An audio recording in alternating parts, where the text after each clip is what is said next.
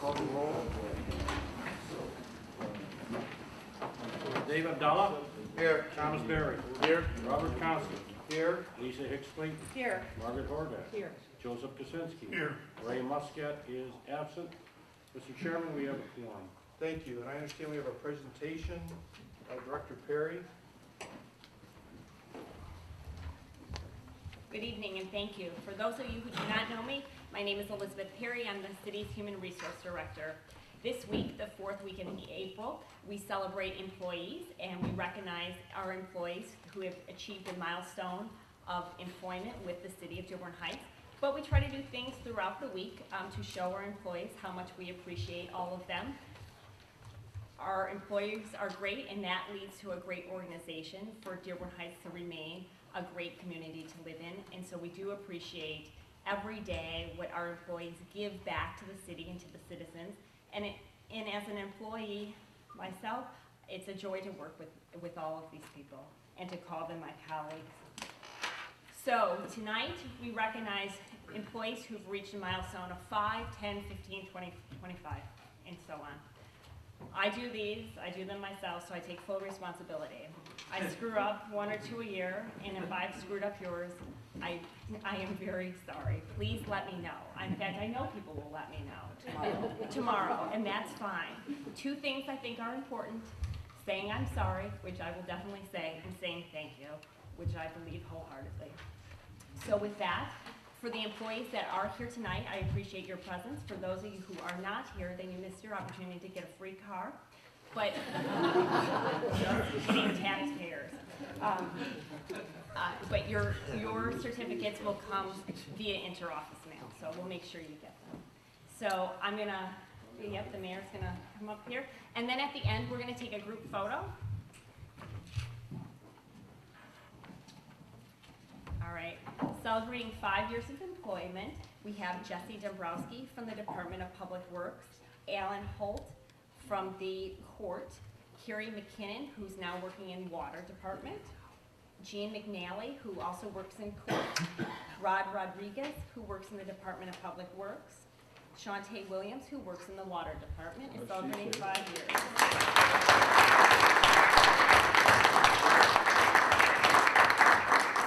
Got the camera out, so we got to get a picture, right? Okay. I think it's recorded. You got it, Kate? Thank you. Okay. Oh, wait, You stand want up to stand up there? Stand up there, and then we'll do it for...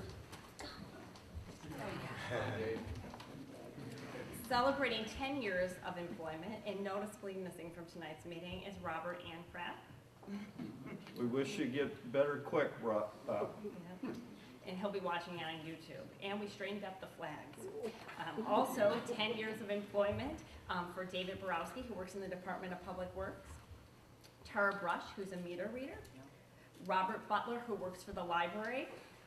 And I should say that some of our librarians, like in the case of Robert Butler, have worked for the city of Dearborn Heights longer, but they were employees of Wayne County when the city libraries were actually under the county. So some of our library employees are celebrating 10 years with the city of employment. So Rob Butler's one of those. Richard Foley, who works in the Department of Public Works.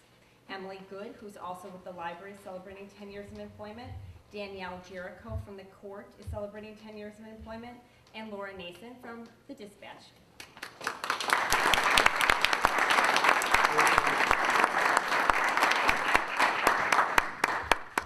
Penny Morset from the Treasurer's Department is celebrating 10 years of employment with the city. Nick Zacco, 10 years with the Police Department. Michael Rona is another library employee celebrating 10 years of employment with us. Lynn Subsinia, 10 years with the Treasurer's Department.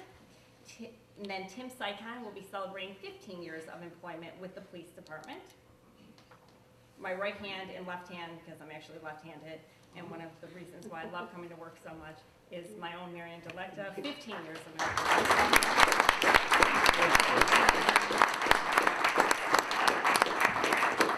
Christy Farkas, who works in the water department, is also celebrating 15 years of employment. Jeff Booty, who works in the Department of Public Works, 15 years of employment. Janet Lucas, who works for the police department, is also celebrating 15 years, along with Leonard Parker, who works for the Department of Public Works.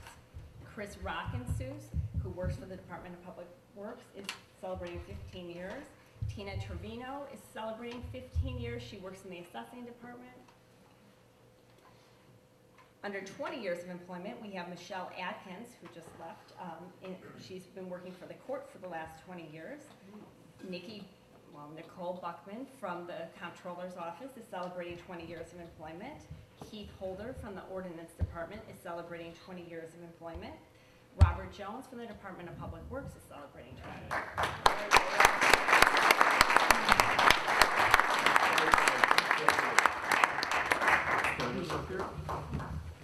25 years of employment. Bill Decker is celebrating 25 years of employment.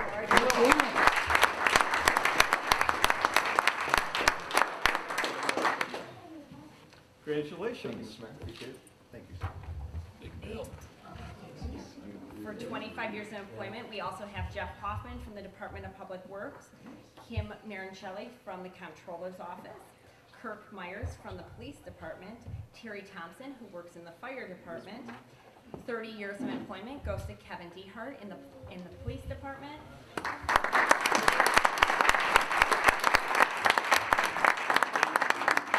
Congratulations, Kevin.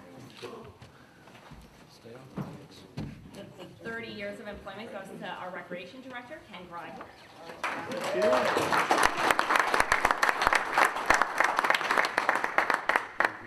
Looks like a photo op. So. Of course. Congratulations. Congratulations. 30 years of employment for Todd Lurst in the Police Department.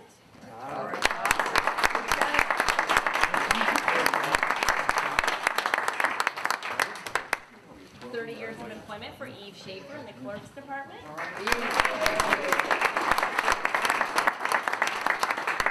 30 years of employment for Leonard Stewart in the Police Department. 30 years of employment for Curtis Whitmore in the Department of Public Works. 45 years of employment in the Comptroller's Office for Janet Kelsinski. And another 45-year employee is Carmine Olivero, and who asked actually that the mayor accept this because you guys have been working with each other probably most of these years. And Janet went to school with me, so the last two, yeah, they got me beat. Yeah, so if you're doing your math, all of the employees that I listed equals 750 years of city employment. And so again, thank you.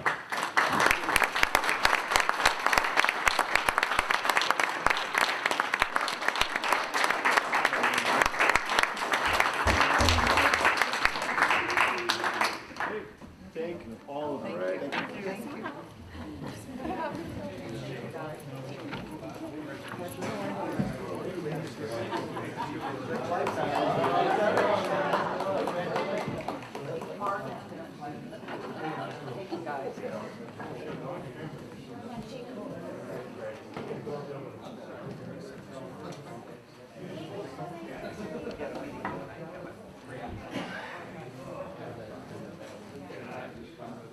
Next item on the agenda is the approval of the agenda. Mr. Chair, Councilman Berry. motion to approve the business of April 26th, 2016.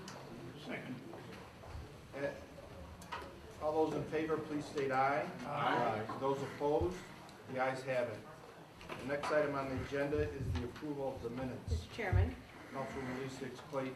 I move to approve the minutes for April 12th, 2016, regular meeting of the Dearborn Heights City Council as outlined in 4A. Is there support? Support. Support by Councilman Abdullah. Any discussion? Mr. Chairman, Councilman Kozinski. I'm going to do something that nobody else has ever witnessed here before, to my knowledge, with the exception of Mayor Pletko and maybe Corporation Council has a hand in it. I have the desire to change my vote on item 16-112 from a yes vote to a no vote. Before the vote is cast, because the official documentation of the minutes come with the approval of the council vote. I'm doing this before the vote occurs, and I personally have had personal experience, I've done this before, and there is no reason why it cannot be done again. I'm doing this because of the significant feedback from citizens with regard to those who have viewed the television cable cast of the last meeting. And that had to do with item 612, 6112, where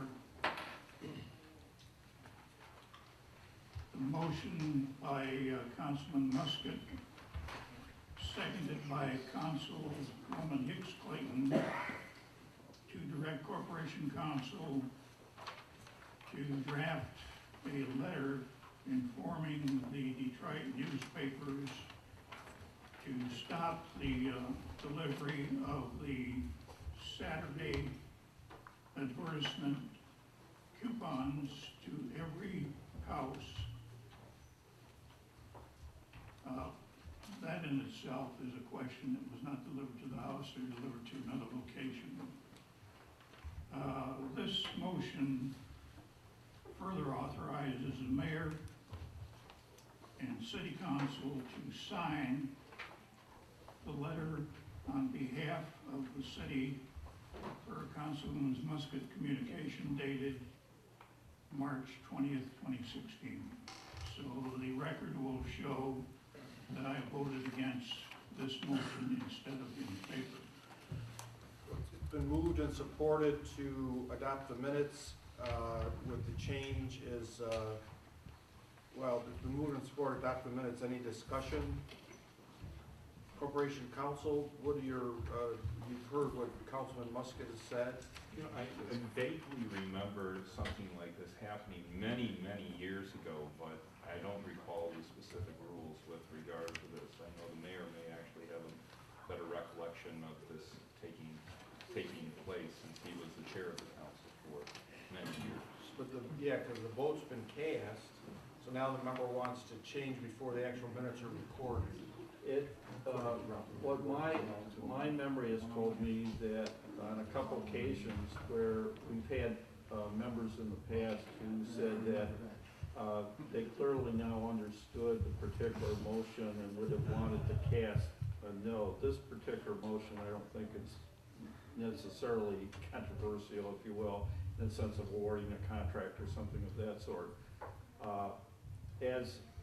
The other members had no difficulty, and so as part of the acceptance of the minutes, it has to be done prior to the acceptance of the minutes. If the minutes had been accepted, he would be out of luck.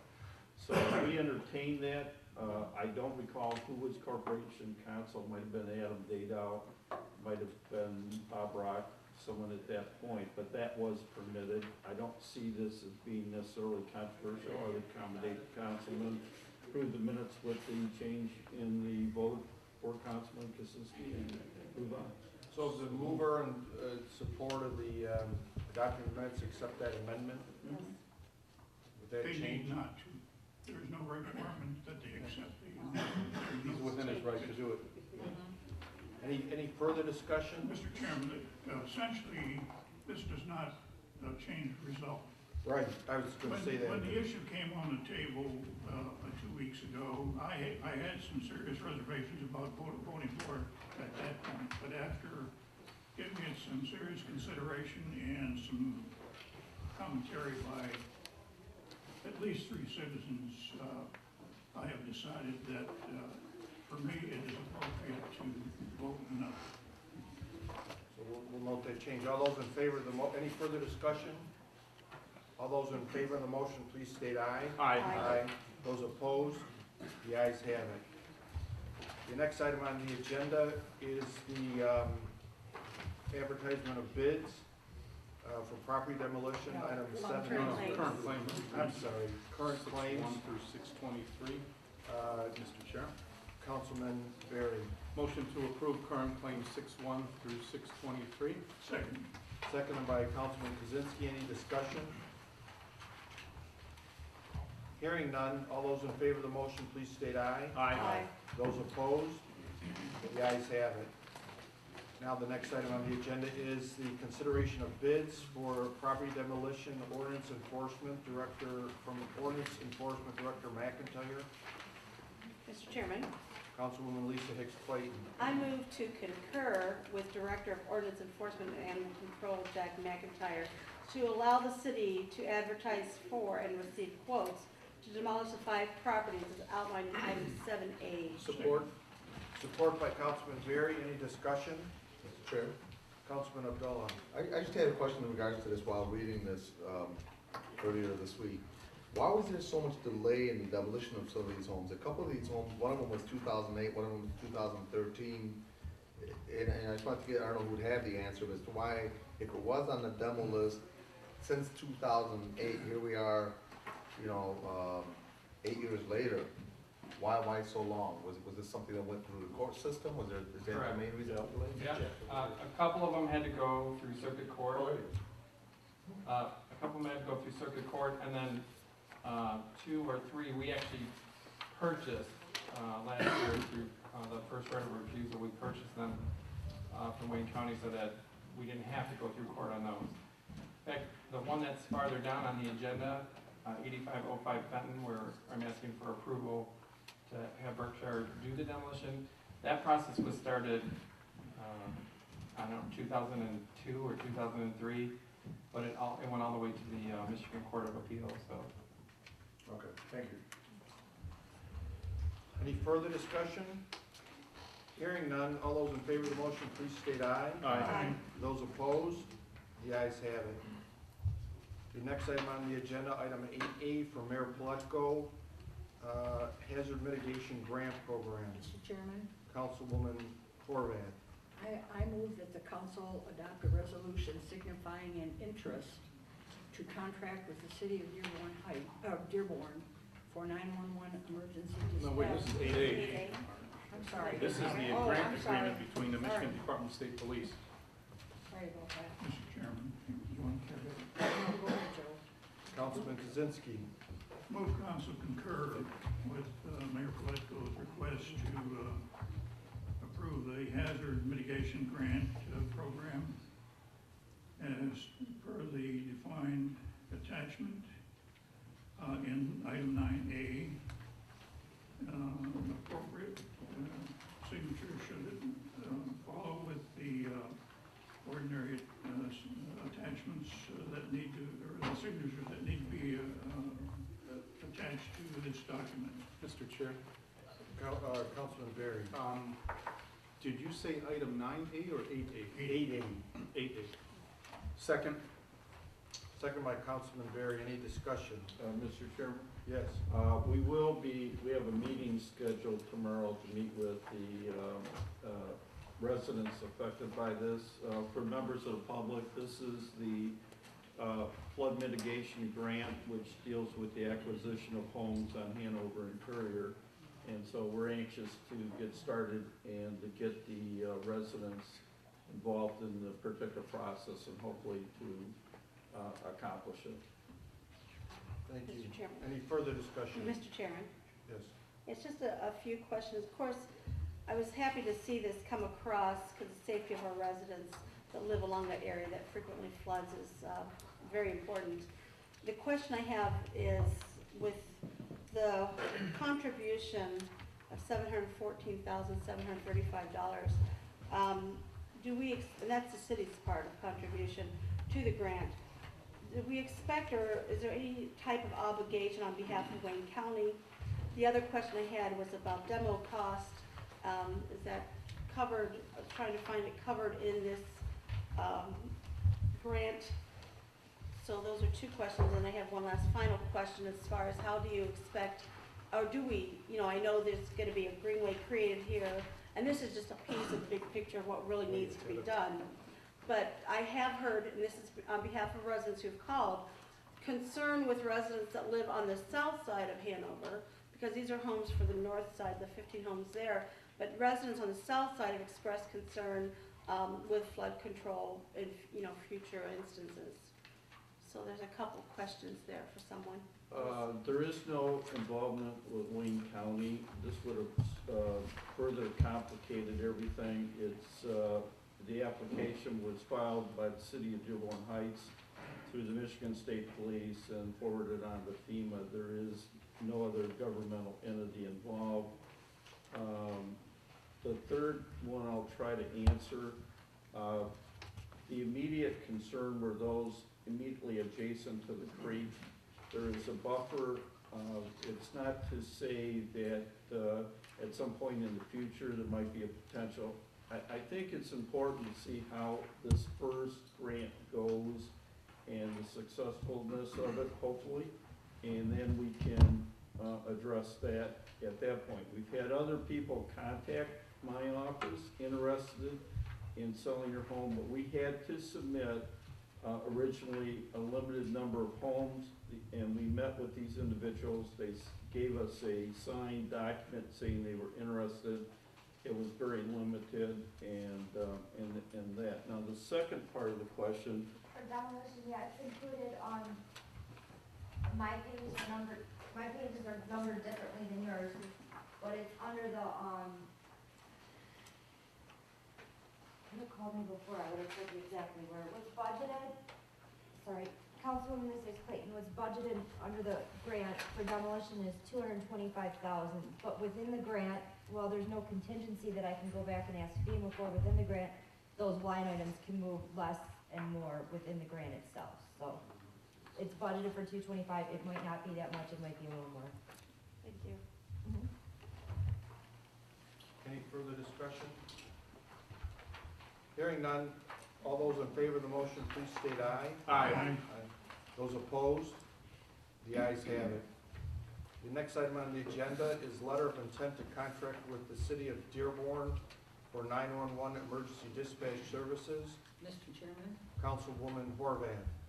I move that the council, the Dearborn Heights City Council adopt a resolution signifying interest to contract with the city of Dearborn for 911 emergency dispatch services as outlined in 8B. Second. Seconded by Councilman Kozinski. Any discussion? Mr. Chairman? Councilwoman Lisa Hicks Clayton. I do greatly appreciate the conversation we had. There are several questions that are outstanding questions, and I do appreciate the expertise of the consultants that are being utilized for this great undertaking of a task. I still have concerns with dispatch procedures that are different from community to community, and of course, other things like the channel time, the air time that's available, and the number of calls versus what's available with resource availability. So there's several things that are still kind of looming in my mind.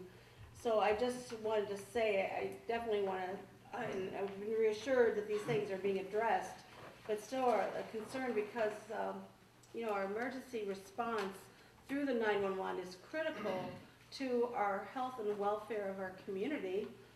And I don't know, I'm a little uneasy with this right now, to be honest with you. So I would like to, it looks great on paper, don't get me wrong, but I think when it comes to actually doing it, I think there are gonna be hiccups, there are gonna be hurdles. I know other communities have had similar problems. I'm just a little concerned at this point. I do appreciate the dialogue though, so thank you for Mr. that. Chair, Councilman Berry. I think I'd like to comment on that. I'd like to dispel any impression that you may give the public regarding public safety. I think that the consultants that were involved in this are experts in their field.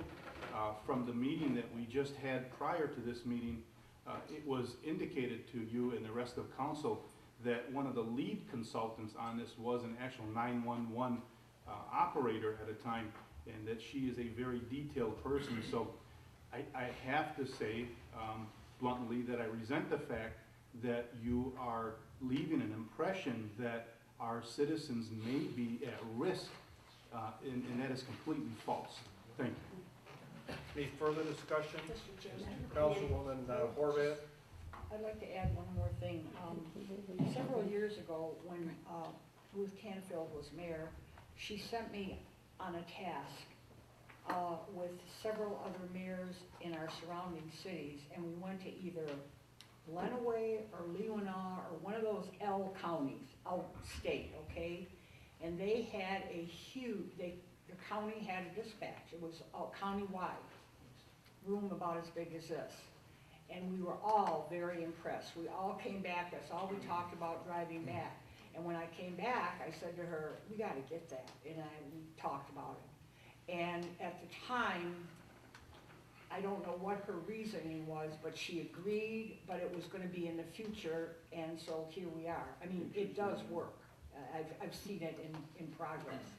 So I think it's, I know there's a feeling out there that some of our employees might be just out of a job or whatever, but I think that will all be taken care of. Mr. Chair? Councilman Abdullah. I went through this whole thing and honestly, on paper, it made sense because there was savings of $243,707. You know, as far as based on the cost that we're currently paying, and then the amount per call would be going from $27.42 to $20.10. So on paper, it sounds great. My question was, it honestly sounded too great to be true. So I'm just wondering, what are we missing here? Like, what's in it for Dearborn, for example? I was wondering if the mayor maybe can answer this. What's in it for Dearborn? Why would Dearborn be doing this? They're not doing it for just our sake only. What's in it for them, and what are we possibly losing out on? From what I've seen, from what we've gotten from the mayor, I mean, it looks great. But there's gotta be something missing here that we may be missing out on. Because I know once we go into this thing, if God forbid it didn't work out, now you gotta go back and buy all new equipment, and you gotta start all over again from zero. And that's something that's of concern. The other concern is, we're not partners with the city of Dearborn. You know, we're contracting them out. So, and maybe I'm being presumptuous here, but they may have a little bit of a favoritism, obviously, towards their end versus what we are contracting them for. So I was wondering the answers to those, if you don't mind. Mayor Placco? Yeah, and I appreciated the comments from Councilman Berry and Councilwoman Horvath. You can't look at this as that someone's getting something from it. Dearborn was willing to take somewhat of a risk, but at the same time, they're in a different situation than we're in. And that's the fact that they were on 400 megahertz. So they were on a frequency that has subsequently been sold. We're on, most of the communities are around 800 megahertz. It has always been a criticism of the Homeland Security. If you talk to Mr. Jaffer, he will tell you that right now, the biggest hole we have is that when I get on my particular radio, I can communicate to Westland, Inkster, Wayne, Garden City, but I can't communicate to Dearborn because they're on 400 megahertz, I'm on 800, or Dearborn Heights is. So the compatibility, what Dearborn did to help their situation out is Governor Snyder had put packages in place in which there was an advantage to a community working with other communities and giving out these grants. So Dearborn did apply for the grant, did receive reimbursement for all the radios. When I found that fact out, and we were not included in that, we were able to compensate one with safer grants, and so everybody in the fire department will get a new radio as a result of the safer grant. Our state senator, Kniezek, is working, and I believe will be able to get us a similar grant for our radio. So the one advantage that I can see for Dearborn was that they, as the main applicant to the grant, received all their police and fire radios paid by the state of Michigan. That's not going to be true for every other community. I believe we've taken care of that with the assistance of our grant writer in the fire department and our state senator. I don't see the downside because when you manage an operation, all that burden, which now falls on the police chief and the administrators that are here, that will now shift over to Dearborn. So Dearborn's got to make sure the staffing. This is not something new. I sit on the Downriver Conference, Community Conference Board, and that board, when you're a member, is also a member of mutual aid. So I saw the Downriver communities, and they do a mutual aid and a joint dispatching. There's never any criticism or discussion of any kind of difficulties as it relates to their dispatch operation. The consultants that Dearborn hired have been very thorough. They have done a similar one in Washtenaw County, and they've done another one which may actually be the one that Councilwoman Horvath indicated. They've done other ones outstate, and so they're well aware of the difficulties. Compounding it is that now you'll be able to text a 911 call where that wasn't true a while back. For the city of Dearborn Heights, it's particularly great because as part of this arrangement, we're gonna get a certain amount of dollar one-time amount for the equipment, the Motorola equipment that we currently have. So that's not gonna be available to all the other communities. There's always been a close link between Dearborn and Dearborn Heights. There's a good cooperation between that community and ours. I don't believe that when you ask me the competitive, and it's a long answer to your question, but I'm trying to cover, the one advantage I saw was they got all the radios paid for as a result of being the lead applicant for the grant. But we're gonna get the same, and we're gonna get 260,000, is it, for the equipment? 150-ish. 180, okay. That's close good, to use 200 then.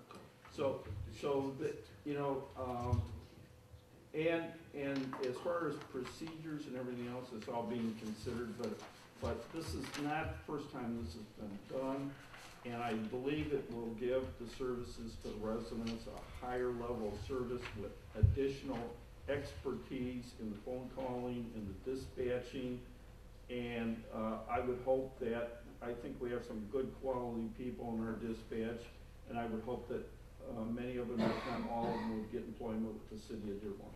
Mayor, what other communities have the joint dispatch? Westland and Inkster?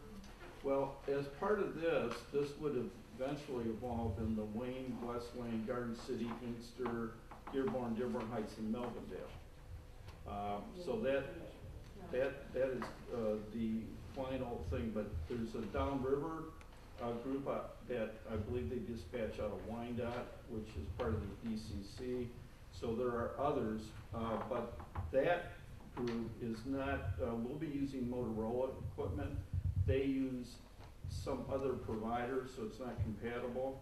And also, the Dearborn system will, as we are currently, be tied into the state of Michigan, where they provide the antennas and the coverage.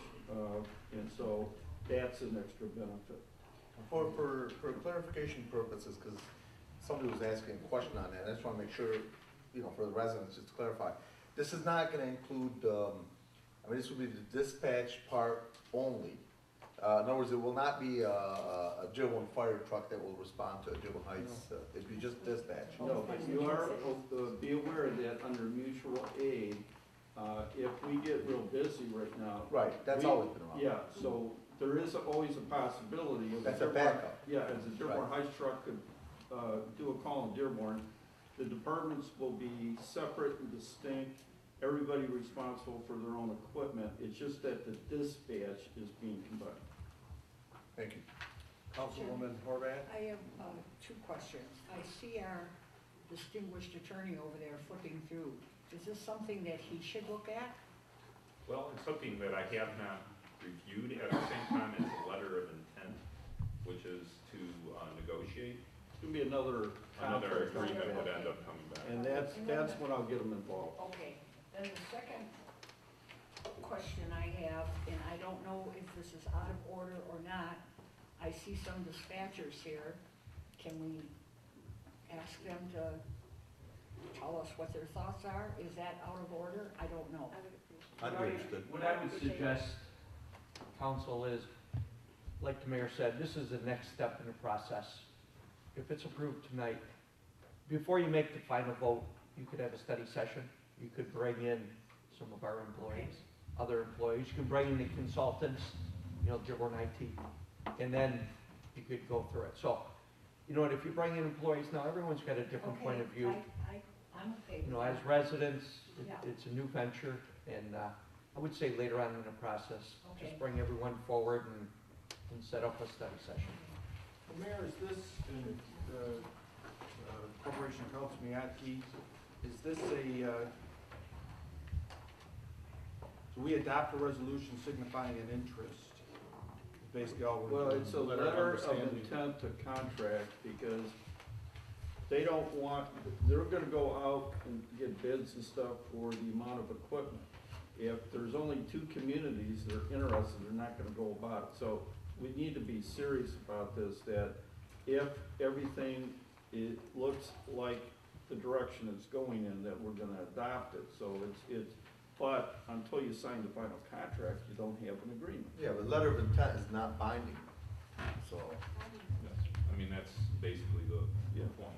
You Yeah, still have a but- final contract that would end up having This to is be not a receipt of negotiated. open fine. No, you gotta give me permission that I can write the city of Dearborn saying the city of Dearborn Heights is We'll look at it. interested.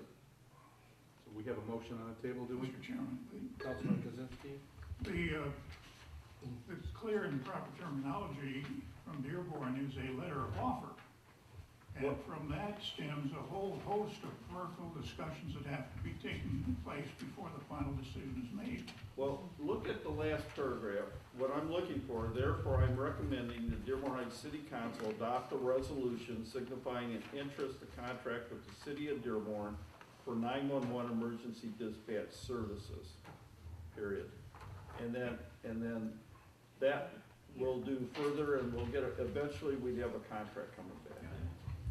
You could- I'm understanding that, but I think there might be some uneasiness between terminology of the letter of understanding, which is a more formal, clear-cut statement of something going forward that has already been decided on, whereas this is an offer that's just beginning that process.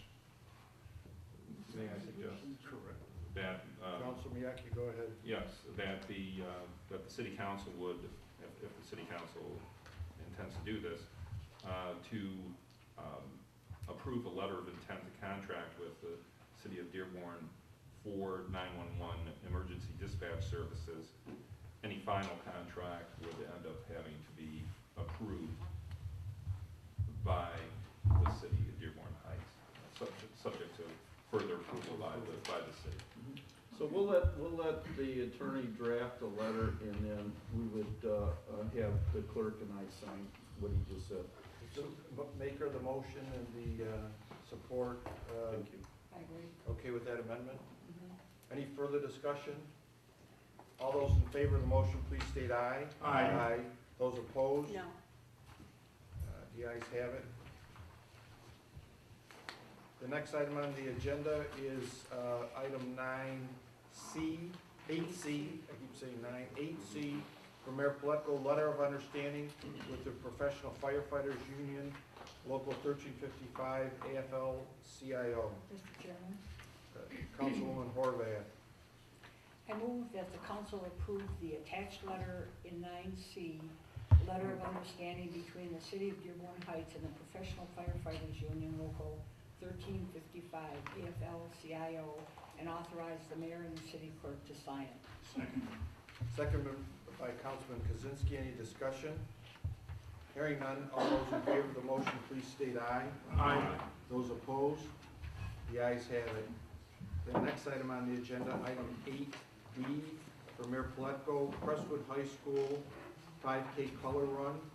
Mr. Chairman, Councilwoman Lisa Hicks I Clayton. move to approve the request for Crestwood High School permission to hold a 5K color run on Sunday, May 22nd, 2016 at 10 a.m. Police Chief Gavin and Fire Chief Brogan have approved the route and will provide any services they may require, as outlined in 8D. Second. Second by Councilman Kozinski. Any discussion? Hearing none. All those in favor of the motion, please state aye. Aye. Those opposed? The ayes have it.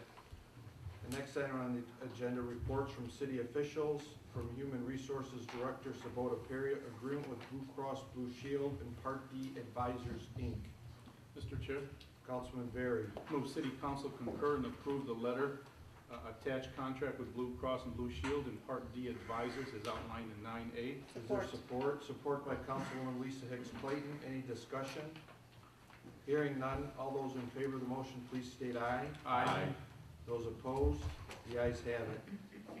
The next item on the agenda, item 9B, from Community and Economic Development Director Ron Amon, 2016 through 2020 Consolidated Plan and 2016-2017 Community Block Grant Development Action Plan. Mr. Chairman, Councilwoman Lisa Hicks Clayton. I move to approve the PAC year 2016-2012 year consolidated plan, including the 2016-2012 Community Development Block Grant Action Plan, authorizing the mayor to sign the certificates and the SF-424 application as outlined in 9B. Mr. Chair, Second. correction. Support by Councilman Kozinski. Any discussion? Councilman Berry. She said 2016, 2012. It's No, I said 2016, 2020. 2020. Watch it on TV tomorrow. 2016, 2017 community, No, 2016, 2012, she said it should be 2012. 2012. Any further discussion? Hearing none, all those in favor of the motion, please state aye. Aye. Those opposed, the ayes have it. The next item on the agenda from Administrative Assistant Laszlo, Professional Appraisal Services, request for qualifications. Mr. Chairman, Councilwoman Horvath. I move that, did everybody get the attachment number 1? I did via email. I move that the council concur with the mayor and have the city of Dearborn Heights advertise for quotes as outlined in the attached package in 9C. Second by Councilman Kozinski. Any discussion? Hearing none, all those in favor of the motion, please state aye. Aye. Those opposed? The ayes have it. The next item on the agenda from Police Chief Gavin, proposal for inspection of the fire pump and fire sprinkler systems at the Justice Center. Mr. Chairman, Councilwoman Horvath. I move that the request by Chief Gavin for a fire pump, dry pipe, fire sprinkling system, to approve the proposal from Associated Fire Protection Services for an inspection of the following: fire pump, dry pipe, fire sprinkler system, and all wet pipe fire sprinkler systems as outlined in 9D. The cost of this inspection is $3,315, of which $1,160 will be paid by the court, and the $2154.75 will be paid by the police department. Support. Support by Councilwoman Lisa Hicks Clayton. Any discussion? Hearing none, all those in favor of the motion, please state aye. Aye. Those opposed? The ayes have it.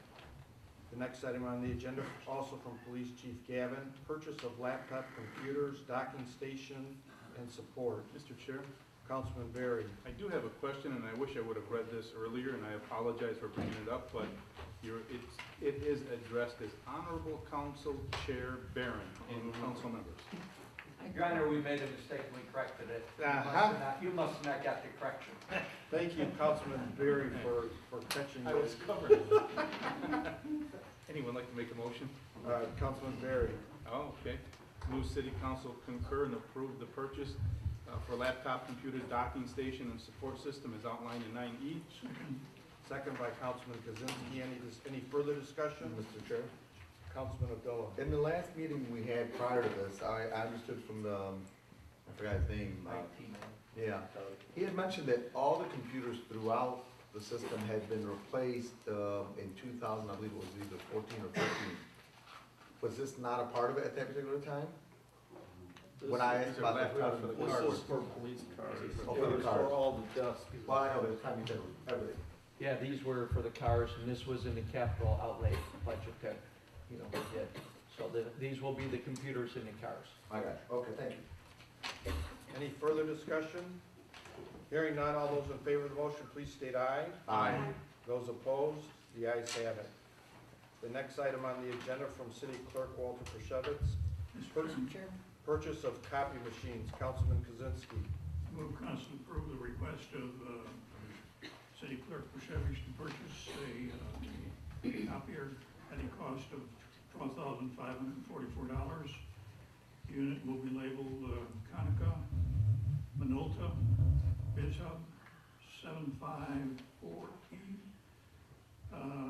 Paid for upon receipt and appropriate training. All for the item of item 9F, dated April 21st, 2016. Is there support? Support. Support by Councilwoman Horvath. Any discussion? Mr. Chairman, Councilwoman just Lisa a Clayton. quick question. I know you have a copier now that's probably very old and very falling out of its last legs. Any value or what happens to that? It's probably not worth anything. I believe, I don't know, but I believe it might be moved out into the mail room for use until it breaks down, until they replace it or what have you. I don't know for sure, but All right, thank you. I have no plans to get rid of it. Any further discussion? Hearing none, all those in favor of the motion, please state aye. Aye. Those opposed, the ayes have it. The next item on the agenda from our Treasurer John Riley, Investment Funds Report for March 31st, 2016. Councilman Kozinski. Move council receive, note, and file the investment of fund report received by Treasurer John Riley. Per the recommendations of Clint Moran, that this shows up at the council table.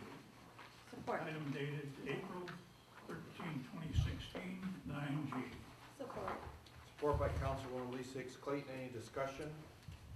Hearing none, all those in favor of the motion, please state aye. Aye. Those opposed, the ayes have it. The next item on the agenda, also from Treasurer John Riley, Fire Department Sub-Partnership to Point and Pay Merchant Service Agreement. Mr. Chairman, Councilwoman Horvath. I move that the council approve that the fire department sub-partner to the Point and Pay Merchant Services Agreement previously approved by the city council in motion 11187 in May of 2011, and authorize the mayor to sign the attached client application. Second. Second by Councilman Kozinski. Any discussion? For notice of information, Mr. Chairman, it's a system that authorizes the use of credit cards for services that EMS performs. Any further discussion? Hearing none, all those in favor of the motion, please state aye. Aye. Those opposed, the ayes have it. The next item on the agenda from Fire Chief Brogan, service agreement with emergency reporting software. Mr. Chairman, Councilwoman Lisa Hicks Clayton. I move to concur with Fire Chief David Brogan's request to begin services with emergency reporting software. The cost is $6,316 the first year, and then $4,368 annually after that, to come out of contractual services and payable upon review of the contract by Corporation Council as outlined in 9I. Second. Second by Councilman Kozinski. Any discussion? Mr. Chairman, Councilwoman Hicks Clayton. just a note for the record, this software will help to make daily assignments more efficient and trackable and eliminate many things that are currently done manually, as was mentioned at Fire Ops 101, some examples of things that are done manually, equipment inventories and vehicle maintenance. So this should, help expedite and increase efficiencies. Any further discussion? Hearing none, all those in favor, please state aye. Aye. Those opposed, the ayes have it. The next item on the agenda from Fire Chief Brogan, purchase of self-contained breathing apparatus and fund transfer. Councilman Kozinski. Move council concur with Fire Chief Brogan at the request of purchase of self-contained breathing apparatus for pressure vessel vessel testing in the amount of $242,934. And the details indicate that this will be funded by the AFG grant to the extent of $218,641, leaving the city share in the amount of $24,293, to be coming out of capital outlay, all per item 9J, over the signature of Chief Rogan, dated March 21st, 2016. Support. Support by Councilman Berry. Any discussion? You approve the fund balance, the fund transfer? And approve the, Fund transfer? You said as outlined included in in outline 9J, 9J. yeah, so I think it's covered. That's fine. any further discussion? Hearing none, all those in favor of the original motion, please state aye. Aye. Those opposed, the ayes have it. From Ordinance Enforcement Director McIntyre, demolition of 8505 Fenton. Mr. Chairman, Councilwoman Horvath. I move that we approve the demolition of 8505 Fenton in the amount of $22,548.64 as outlined in 9K. Are these Mr. two Chair. separate? They're two separate motions? Because it's two separate addresses. So are we gonna move on one and then Jack, go is to the it- second one? Well, is that demolition 22,000, or does that show that there's a lien on the property for 22? I thought the cost of demolition would be not 18,000. No, what we're doing is we're demolishing it, and we're requesting a lien be put on the property for the cost of demolition. Very well. Yeah, Right? we actually have a court order that we can put that lien on the property. Any support for the motion? Second. Support by Councilman Berry. Any further discussion? I have a question, curiosity question. Do they actually have an underground shelter? There's been talk of that for many years, and there's some things on the property that might indicate that there's been some activity underground, so just to play it safe, we got a separate quote to Okay. remove the underground bunker. Okay. If one exists, right? If one Well, I exists, think one exists. I think it does too, I've been by there. The whole story about this property. Any further discussion? Hearing none, all those in favor of the motion, please state aye. Aye. Those opposed, the ayes have it. Mr. Chairman. Now we have second part. Mr. Chairman, need a motion for 27324 Van Born. There's two addresses listed in 9K. We just had, we had a motion for 8505 Fenton at $22,548.64, but we did not have a motion. It did not include 27324 Van Born at $18,250. Mr. Chairman, I don't wanna get into a, kind of match here, but I did mention in my original statement that we had two motions here. One for questioned whether there Fenton was and two one motions, for yes. Van Born. I did not screw it up. No, I agree. No, it said you did. It said we didn't make that motion. I didn't know that it was necessary, being that it was all under one agenda item, 9K. okay, can I just clarify something? Please do. I'm not sure what I'd have to see what you're looking at.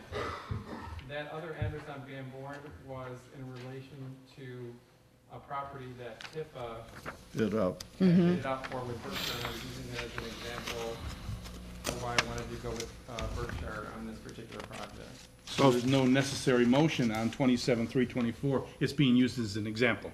That property was taken down. The motion's been made, we're okay. Okay. It's strange to me that way. Maybe I didn't write it that way, I wasn't clear on it, but I thought I was. Thank you. Thank you, Director McIntyre. Next item on the agenda, item 9L from Attorney Roberts, opinion regarding regulation of food trucks. Mr. Chairman, Councilman I Kozinski. believe this has to be referred to Corporation Council to structure a potential ordinance.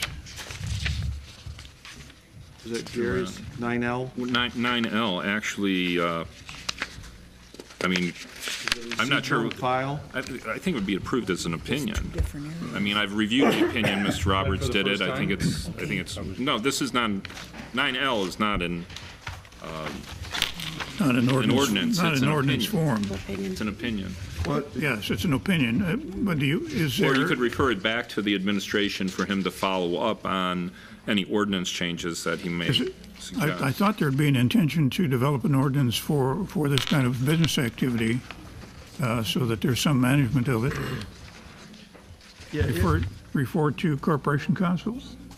Yeah, if I might, Mr. Chair, is we're finding that these food trucks, two things are happening. One is they're becoming very popular, and the second thing is, it's not like the old food truck that had hot dogs and stuff like that.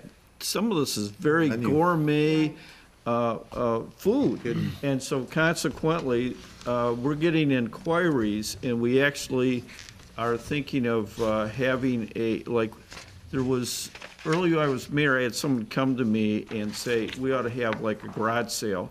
And we think that there would be enough popularity that maybe along, in the Canfield Center, we might have food trucks and residents could come and try out the sample and have like a food truck day. But these are becoming very, very popular and are kind of the new in thing. And what the request was to see what we needed to do to make it happen.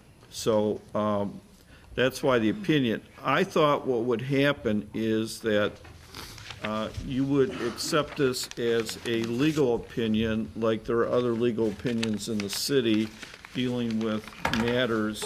And then if there were any changes or anything necessary with rezoning, but we're gonna move ahead in the direction of allowing food trucks under certain circumstances to operate in the city. So is it a receive, note, and file, and then refer to Corporation Council? Okay. No, you it's gotta a motion to accept the accept this, opinion. and then the clerk's office will give you A an legal- opinion number, and it will be labeled, and then there's some book somewhere that has like 100 opinions in it. And then refer to Counselor Mayatki for Further action? the potential structure. I would Or think- refer back to the administration, Yes. because Mr. Roberts, since this is a zoning type of issue, Okay. would usually have the duty to deal with these things along with, he always deals with the planning commission and so forth. And that's where all of this has to also go. So I would So- refer back to the administration. All said and done, we need to authorize the clerk to issue a legal opinion number and then refer it back to the administration, all in one motion. That's correct. Is there Set. support? Support. It's been moved and supported to receive the opinion from Mark Roberts and refer back to the administration. Any discussion? Mr. Chairman, Councilman Kozinski. how different would this be from that of the ice cream trucks and novelty trucks that come through the neighborhood? It appears that there's some kind of marketing mechanism that these trucks are going to show up in certain areas to promote a new product and then get it at your grocery store or park at the grocery store as a promotional area. That's the case, but we recently had a gas station that acquired one of these trucks and was permanently parking it outside the structure, and that helped contribute to why we wanted to get an opinion. So what were they selling? Mr. Chair. None of us tried, I think, but we heard. I have, I'm pretty familiar with this too. Well, I see a lot of this obviously on the Travel Channel, but also if you travel to a lot of, like, New York, Los Angeles, Dallas, I know a lot of the southern states, these are very, very, very popular. And it won't be new items that you're trying, it'll be just regular menus. So one place will specialize in tacos, another place will be in whatever, burgers, seafood. It's a little bit more than obviously just the ice cream. This is, you'll have a total menu, and it'll be somebody that's a specialist. But it's also nice for just, wherever it goes to, whether it's to a baseball game or maybe like at the, I'm blanking out now, off of Ann Arbor Trail, the football field there. I think it's a nice thing. I'm personally in favor of it. I was thinking of sushi on wheels. What do you Sushi think? would work. Yeah, Mr. Chairman, Councilwoman actually, I believe Horvath. there is one already up and running, either in Novi or Yeah. out that way. There is one up and Yeah. running, and there's a great one when you get off of 96 and go into, what is it out there? One of the cities out that way, you turn off and Canton you or get on that something? main highway. And There's one 14. right there at the gas And station. downtown Detroit's They got working the on getting best them. hot dogs. Jack, So they're coming up. what were they serving at the Valero? They were gourmet sliders. Gourmet sliders. Gourmet slider, that So- really sounds delicious. Gourmet. Okay. Anybody find any pork hocks and sauerkraut? Mr. Henry Ford Chairman? Hospital has a day where they bring in all the food trucks in the center of their Yeah. commercials. And downtown Detroit either has it or they're in the process of getting it. I read in the paper Yeah. a few weeks back. And that's what we were thinking, like the Henry Ford, that we would invite them, and then people could come around and sample the things. It was a thought, kind of good another idea. adventurous, nice day in the Heights, so. Councilwoman Horvath. Does the clerk have any, do you have any thoughts? I mean, I think it's gonna come under you eventually. Yes, thank you, Councilwoman Horvath, I appreciate. This came at my request. This was a result of me asking Councilor Roberts to investigate this. Nobody's asked me anything, we're talking about all these food trucks. And the request was, how can we license them if they're licensable? And what I asked Councilor Roberts to do was to investigate that and to develop a procedure. We have had many different vendors coming in wanting to do this, opening up shop without any kind of licensing, going as far as threatening to sue us, and this was a result. I asked for a definitive procedure as to people are getting the runaround in City Hall, go to the building department, go to the clerk's office. The clerk's office just gives you a license and you're okay. The ordinance department got involved, and Jack and I have talked. There's a mishmash of things going on, a piece of this ordinance, a piece of this ordinance. It falls under here and it falls under here. If they're mobile, it falls as an ice cream vendor. If they are going to be stationary, we need a zoning plan, and we need a, and this was all the result of this. So at this point, we have not done anything to solve my request, which is I've got a list of people in my office like that want licenses. So to refer that, I mean, excuse me, but to refer this back doesn't, this is, people want to do this now, and that was the request. So what are we going to do with this? Councilman Barry. You know, Mr. Clerk, I agree with you.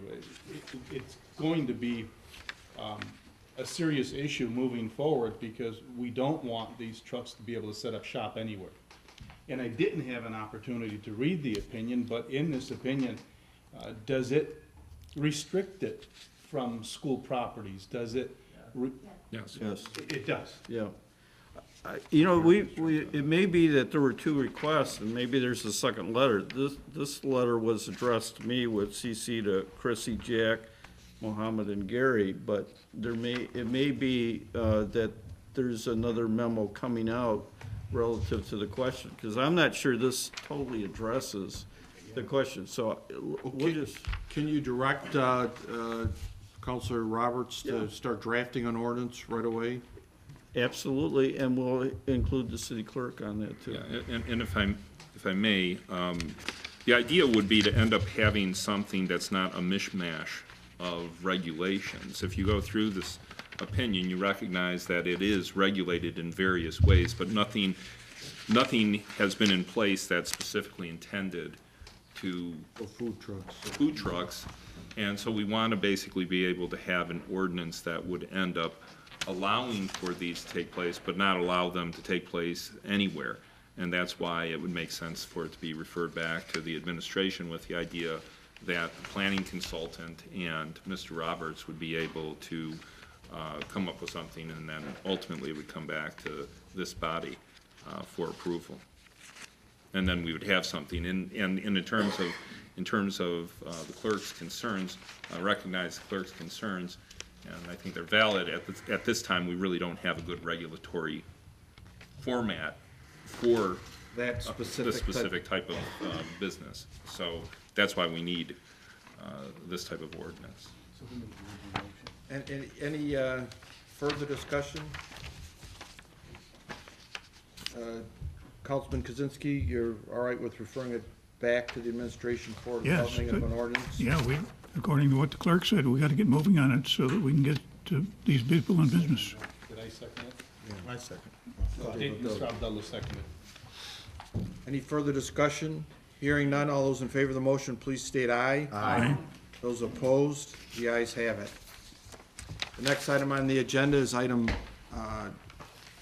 13A. 11A. 11A, I'm sorry. Mr. Chair, Councilman Berry. I'd like to refer this to a study session for further review, please. Is there Wonder if you'd consider, Councilman Berry, to pass this first time, because 2 readings are necessary. You can pass it and then refer it to the study. Councilman, I respect that, but I have a real problem with, and that's why I'd like to refer it to a study session, because we're putting Tifa into this process, and I don't think, although that area is the Tifa area, I don't know how we can incorporate that entity into a city ordinance. It just doesn't sound right to me. Okay. And I'd like further, No, I'm glad, Councilman, that you brought concern up to the table. We'd like to, the administration would like to have some items mentioned also that we have concerns about the ordinance, and then we go from there. All right, put the motion up now. It's been moved. Is there support? Support. Support by Councilman Kozinski. Any discussion? Hearing none, all those in favor of the motion, please state aye. Aye. Those opposed, the ayes have it. The next item on the agenda, item 13A, a liquor license application for Nicholas Getsaris, 22426 Van Born. Mr. Chair, Councilman Berry. I'd like to make a motion to refer this to the administration for the administrative review and further ensure payment of the required application fee. Is there support? Support. Mr. Chair. Supported by Councilman Kozinski. Any discussion? The mayor has something to say. Well, I think the applicant is represented. I thought we might want to hear from Mr. Guerrero as it related to this, given the courtesy. Sure, Attorney Guerrero, and the applicant's also here. The applicant is here as well. Good evening to all.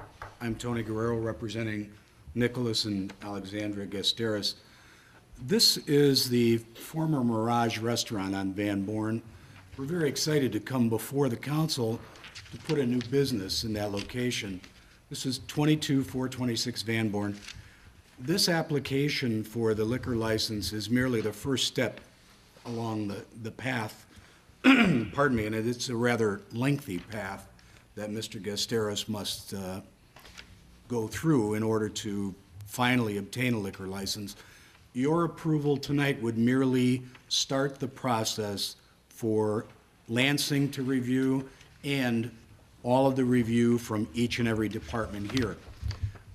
We brought with us, and I don't want to belabor it and take a lot of your time, but we brought the blueprints that have been submitted to the city to show that this will be not some dive bar, but in fact, this will be, it is going to be called the Van Born Tavern. In fact, we've created the entity named the Van Born Tavern.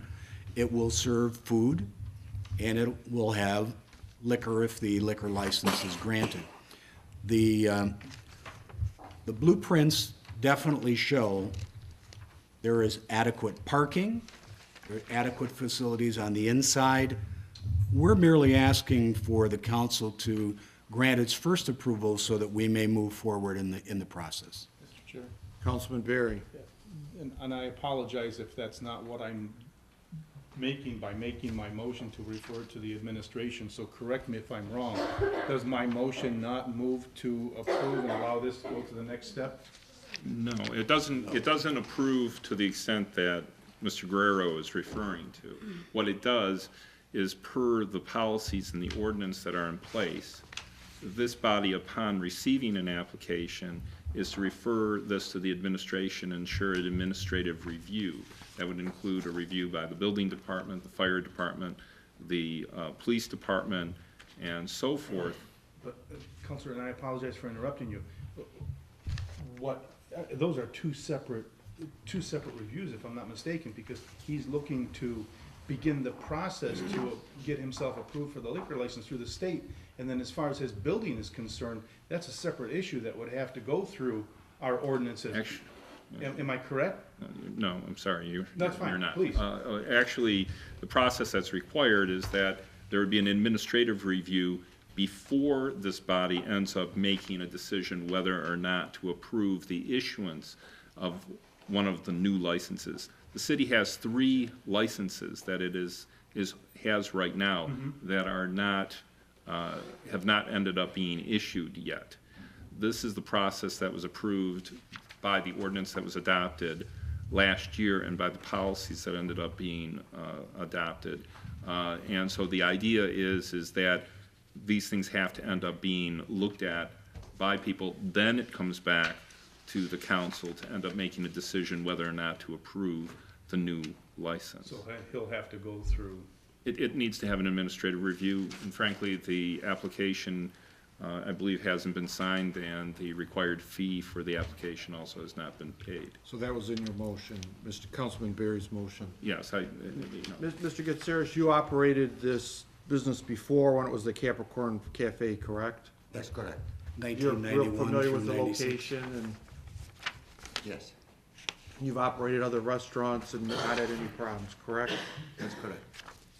Any other discussions? Mr. Chairman, I get the impression that they want to accelerate this process. Is there anything we can do for this man to go forward with their intentions? I'd have to concur with that. Yeah, I think he's got to apply, which is what he's gonna do.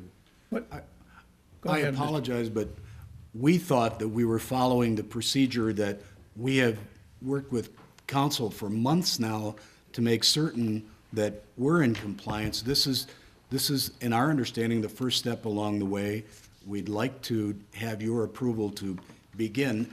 Understand, make no mistake, this council is not approving a liquor license tonight. It's merely approving the application process. What I would like to do is allow you to move forward with the application for the liquor license contingent along with the approval by the administrative review. If we can do this concurrently, I think it would help this party out.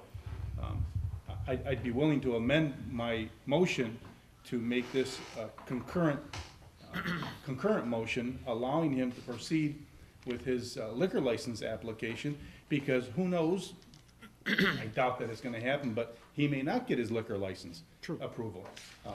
And according to the plans that I believe the gentleman has, it looks like he's ready to handle that administration review, I'm sure, with no problem. We're very grateful, Councilman. We are happy to see a city council that's looking to encourage a new business into the community, especially the south end that I drive every single day. Well, especially on Van Born, I mean, there's not been enough development there, and there's been some development that, some of us obviously have not been too much in favor of. So a restaurant, I'm personally totally in favor of, and I hope all different department heads that are gonna be working on this will work to expedite this thing. You're gonna be putting some significant dollars into the building, correct? That's correct. So I would like to stand and amend my motion to approve the application for the liquor license concurrent with the administrative review and to further ensure the payment of the application fee. Second. Councilor Miyake, is that a correct? I would say it's inconsistent with the current ordinance and the policy Well, that's been and that's why I'm adopted. making a motion. And you and Mr. Guerrero Mr. communicate Guerrero and I regularly, can so, communicate about this easily and already spoke about it so you today. know what you need?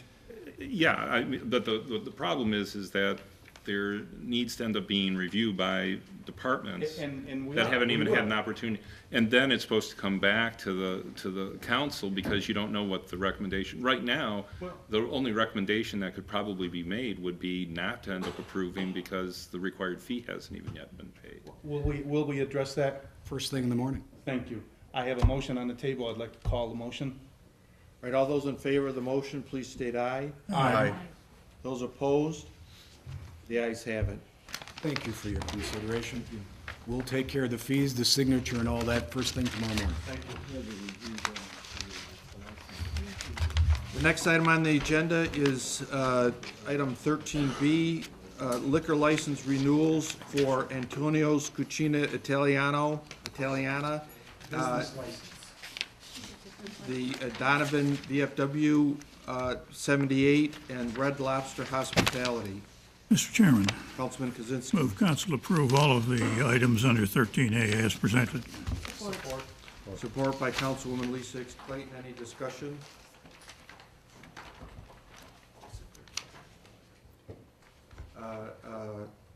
Any discussion? Hearing none, all those in favor of the motion, please state aye. Aye. Those opposed? The ayes have it. That concludes the regular business portion of our meeting. Any announcements? Mr. Chairman? Councilwoman Lisa Clayton. Thank you. I have three things this evening. The first thing I want to announce is that on Sunday, May the 8th, we're hosting there's a community service day, spring cleanup, for senior citizens and disabled residents who might not be able to do the work. So we're looking for volunteers. It is going to be 1 to 4 p.m. at the Richard A. Young Center, which is 5400 McKinley. Volunteers are encouraged to bring rakes, work gloves, and dress appropriately. Snack and an early dinner will be provided. We do ask that you register so we know how many to accommodate for. That phone number is 313-348-9848. The second announcement I have is Councilwoman? I'm sorry? Isn't that Mother's Day? It is Mother's Day. This is the date that we had available, so we hope that folks will go to church in the morning and take their mother out to lunch and then come join us for a few hours to help their neighbors. And we will schedule other service opportunities. One thing I want to say, but of course, going into May and June, it's a little hectic and crazy as students prepare to graduate and things like that. So we're trying to accommodate and help out our residents that are unable to do this type of yard work. So the other announcement is Saturday, May 14th. Dearborn Heights will have the night kickoff. This is a part of our, crime prevention awareness program. And the kickoff is 3 to 7 p.m. Again, that's Saturday, May 14th at Daly Park. There will be free food, of course, crime prevention tips. There will be a children's activity tent and resource tables. So we want to invite the public out to that as well. And the last thing I had is on February 9th, 2016, we had a motion 16051, which was to table an item to study session regarding Victor control and bringing in sources, vendors, just to hear what they might have available to offer that might support our ordinance department with this task of Victor control, which is the management of rats. And of course, I commend the ordinance department working on the program they have to, of course, the big piece is blight enforcement. I know they're working to meet that challenge, but this motion is still unfulfilled, and I'd like to see us visit this to complete that, please. When you say the motion's unfulfilled, so We have not had the study Yeah, session. and as far as hiring outside contractors to do vector control, that would have to be done by the administration. But the letter you wrote, Councilwoman, said as a stopgap till our people receive certification, which they have. But I think from the discussion, when it was tabled to study session, was, we could ask the council, was we want to hear what's available that might be supportive. I don't know, that's what I took away I'm from it. going by your letter and the motion, and so it's up to the wish. The administration doesn't believe we have anything further to do. If the council does, and the council chair directs us, that we would, but we think the letter was completely satisfied, because the next week they got certified. Mr. Chair? Councilman Berry? I do recall the councilwoman, I support what she said she heard, but I know that what I believe I came out of that meeting with was that, now that they were certified, we were gonna take the appropriate measures to address the issues of the blight that was causing the problem. And up until we ran out of options, we continued down that path. When we did, then we'd entertain private contractors to come in and offer, because we wanted to move away from the bait boxes. The bait boxes weren't the answer. It was cleaning up those areas that were the answer. And that's, I think, what we're doing now. We're planning an all-out blitz, if I can call it that, on those areas. So I believe that's where we're at on there. And I do recall that, you didn't hear that. Councilman Abdullah? I mean, I see what Mr. Berry is saying, but I would still personally like to hear, at the very minimal, like Lisa was talking about, just hear what they have to say. There's no loss in hearing what they have to say at a study session. It'll probably take us half an hour, 45 minutes. Me personally, I'd like to see it at least as an option for us. I mean, I understand what the mayor's saying, I understand what Councilman Berry is saying, but I still think we should have it at least as an option to listen to what these companies can do. Well, we might get first preliminarily some numbers, some, you know, what they have, what, that we could circulate among the council members. We're gonna, if you want us to set up a meeting, but you're gonna have to get a majority vote, because we've had 2 cities tell us that they tried something like that and it was a complete failure. And the problem was that they went out and they gave companies tasks, and then they got billed for it. And then they had residents saying, I never saw anybody come out and do rat control. And then they had this argument between the residents that said, don't you dare pay them because they didn't come out and do anything and I still got rats. So 2 communities told us, don't go down that road.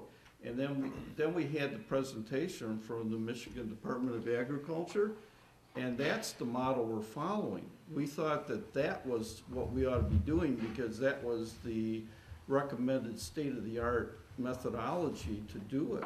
And so that's why we were following that particular thing. There's some labor issues with privatizing. Well, You have union issues, but that's over and above everything. If there's a problem, we want to solve it. And we felt by getting them certified in the Michigan Department of Agriculture, all of you, I think, were invited for the presentation. So we're not exactly sure. But I will tell you that after I heard from 2 particular communities, one of which is our neighbor, that was not the particular route to go. Any other announcements? We've finished this. Clerk Persevitz? Next Tuesday, election, folks. Crestwood School District, 5 through 18. District 7, 23 through 27. You will be voting at your regular polls.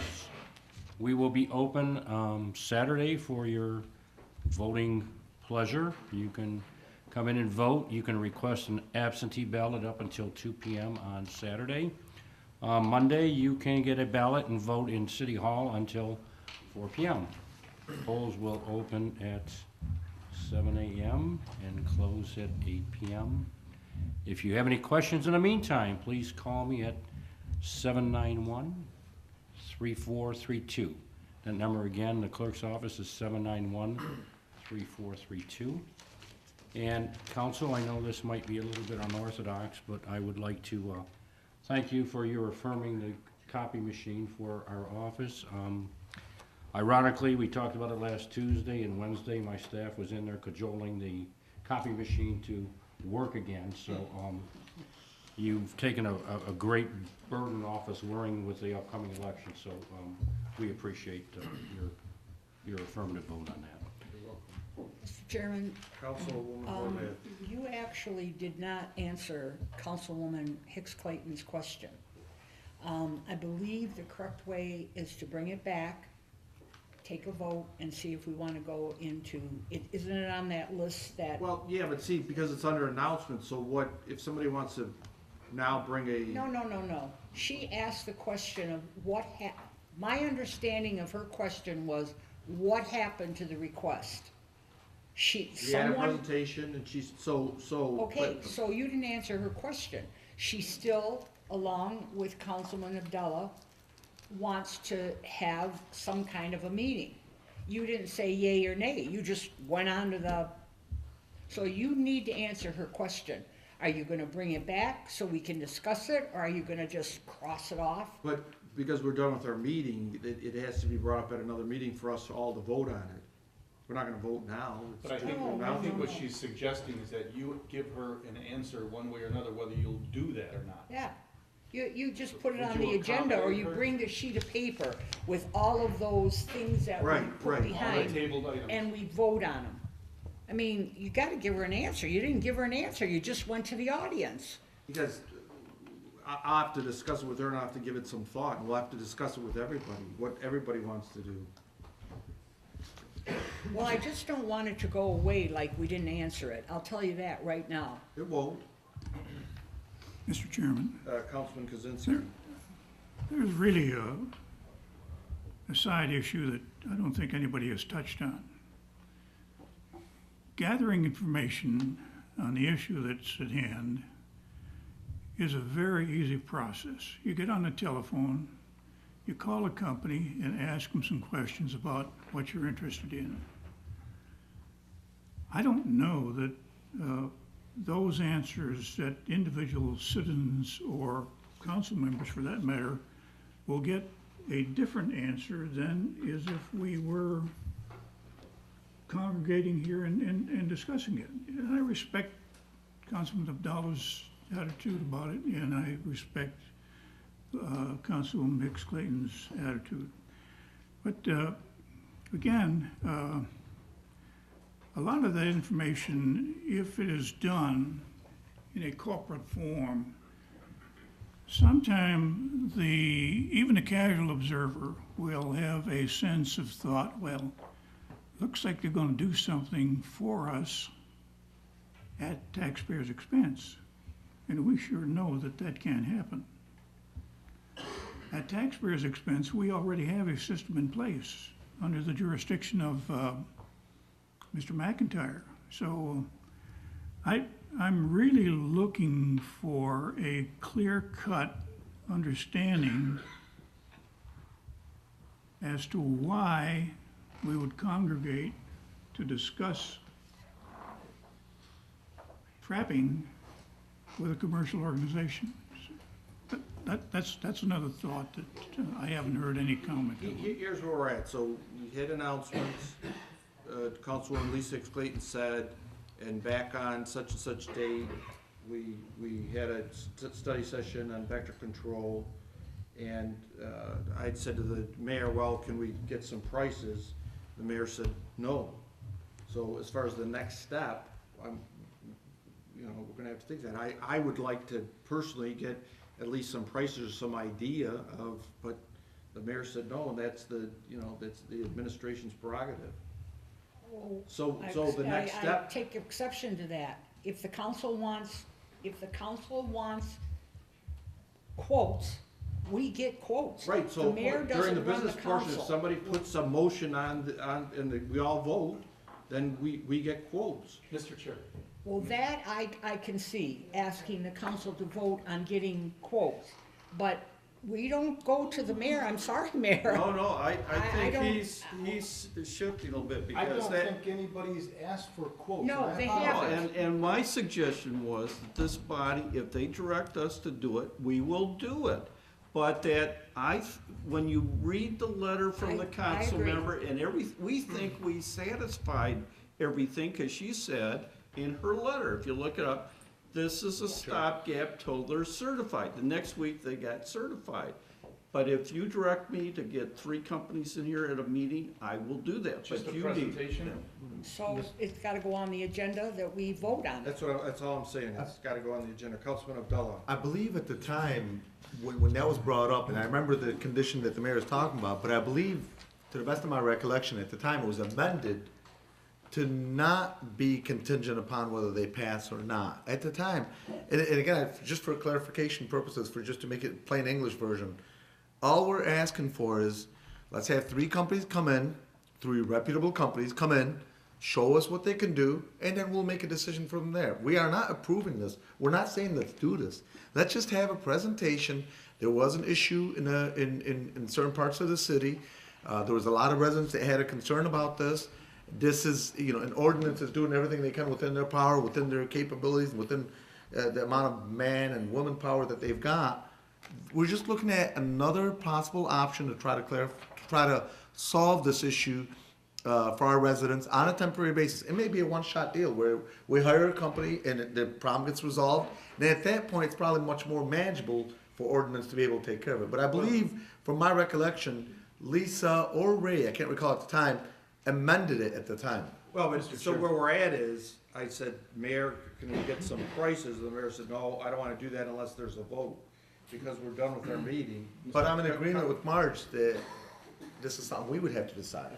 Mr. Right. Chair? Councilman Berry. Okay, so let me clarify something. I think everybody at this table understands that we are not looking for quotes. We are looking for answers to some questions we may have on vector control. Now, we did receive an answer from the state, and it was pretty clear that what we needed to do was clean up those areas. And part of that process is looking at a new type of trash handling container that we're considering moving to. We're looking at doing this blight bash in many different areas of the city, but in collaboration with these companies, if that fails, what options do we have? I don't want a price from these companies. I'm not interested in entertaining a price from them right now. If they want to give us one, that's fine.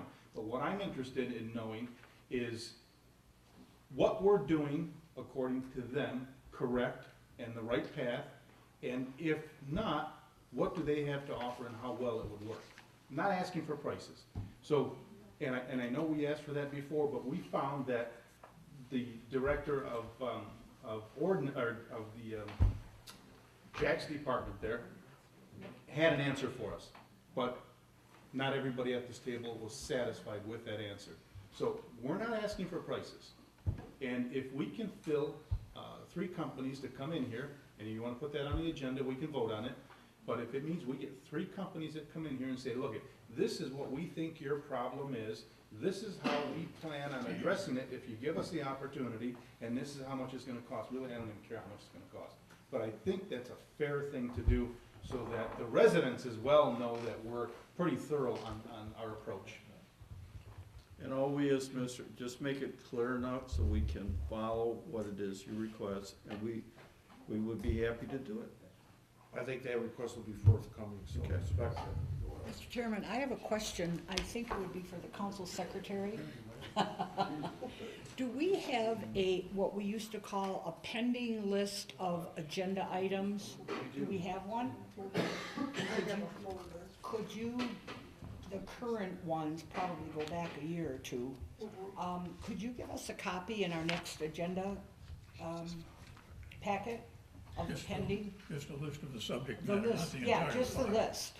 And we did go over them at a meeting. We did at the beginning of the year, remember, we went over all Oh, I the. must not have been here then. Okay, then if you put it in my box, I'll. Yeah, we might as well all get in, there's no Okay. problem with revisiting that. Okay. Any other announcements? I've got one announcement, just a quick announcement.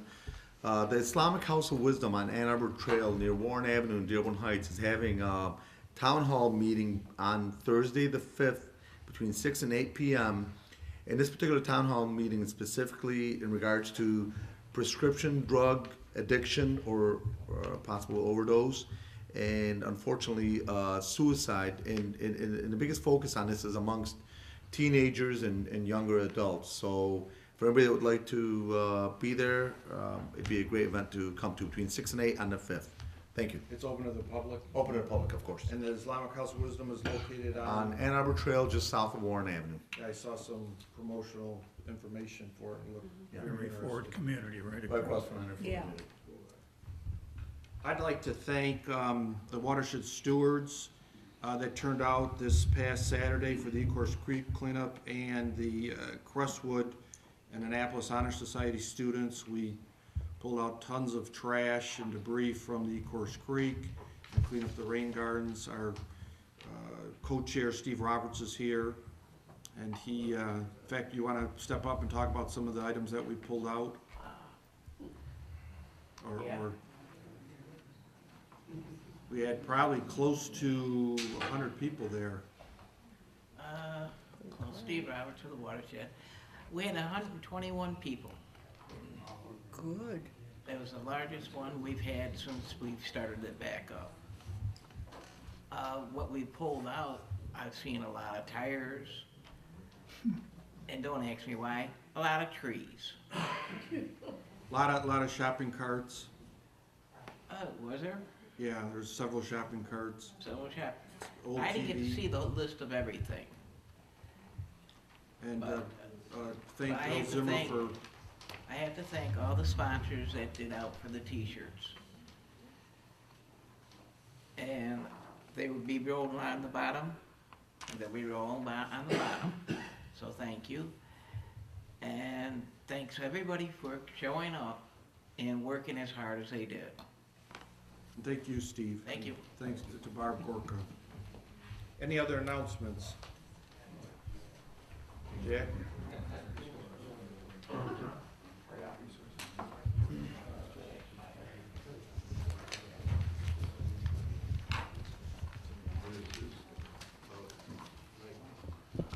I just want you to know my peers are putting a little pressure on me to be very quick. I just want to let everybody know June 25th, Michigan Humane Society is going to host another low-cost vaccination clinic here at City Hall. June 25th, it's a Saturday. It'll start at 9, probably go till 1 o'clock. I don't have the exact pricing. Last year, vaccinations were $5, rabies were $5, and you could get a microchip for 10. We also, the clerk was, opened up his office and folks were able to get their animal licenses that day as well. I think it was at the last council meeting, we mentioned that we're gonna be doing some sweeps throughout the city. This is in response, it was actually organized in response to the calls that we were getting regarding rodents and that. We're just finalizing the brochure. The first area is gonna be Pelham to Southfield, Dartmouth to Van Born. You're gonna get a letter in the mail 3 weeks prior. It'll explain the things that we're gonna be looking for that day. We're gonna come out, the entire ordinance department will be out walking. Each will be assigned 1 or 2 streets. We'll be walking house to house, and specifically what we're looking for, looking to not see are vehicles that are abandoned and stored on the property. Folks that have animals that are not picking up animal feces. We have an ordinance that says you have to pick up your animal feces every single time your animal goes outside. It cannot be left on the ground. I wanna feed him something fluorescent so it glows. There you go. 80% of a rat's diet is other animal feces, and if you can make sure that you eliminate the food source from your property, most times you'll eliminate the rodents being around your properties. So we're looking for blight, items that are stored outside, specifically items that are stored on the ground. We're gonna also be talking about garbage can placement, which means that the ordinance says that if you're coming down the street, your garbage should not be stored where it can be viewed from the street. It has to be out of sight from the street. So we're anticipating that the mailing to the the Pelham to Southfield, Dartmouth to Van Born area, that mailing will go out the first week of May. And the week of the 25th will be when we're out there. You won't get this specific date because it'll be based on the weather that week, but you'll have 3 full weeks to kind of take notice of the things that are on or around your property and make sure that you take care So of that's those. May 25th, right? Correct. That'll be the first one. And then we'll be doing, actually we've added 2 more. We're gonna be visiting approximately 20,000 properties in the city between now and September on foot. And every 2 weeks, a new letter will go out to a new zone area, and there'll be directions as to when we're gonna be out there. And all right. Nice job. Thanks. Thank you. Good job. All right. Any other announcements? Any other announcements? All right, members of the public, residents, if you want to step up, if you have any comments, come up to the microphone and state the street you live on, Your name?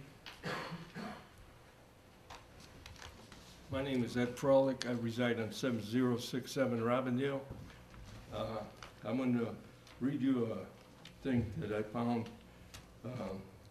Dearborn Heights Municipal Code, Divisions 3, Other Provisions, Section 36 to 86 Building Grades. 3B, New Construction. There's a construction house being built in back of my house at 7010 Nightingale. It says here, first, the yard around the new building shall be graded in such a manner as to the existing grade and not to permit runoff or surface water flow onto adjacent properties. This gentleman put a privacy fence back in the the back of me, okay? His fence is over 7 feet up. The provision states it's got to be 6 feet, 6 foot. My dog can run underneath there. He threw dirt in the back of his thing. I went to the ordinance department, and they says that they agreed with me that it's not right, okay? They told him that he's got 2 weeks to get it, drop the fence down. He hasn't done that. 2 weeks has been by. I went to contact the Upright Fence Company in Westland. They turn around and says that they have a problem with him, okay?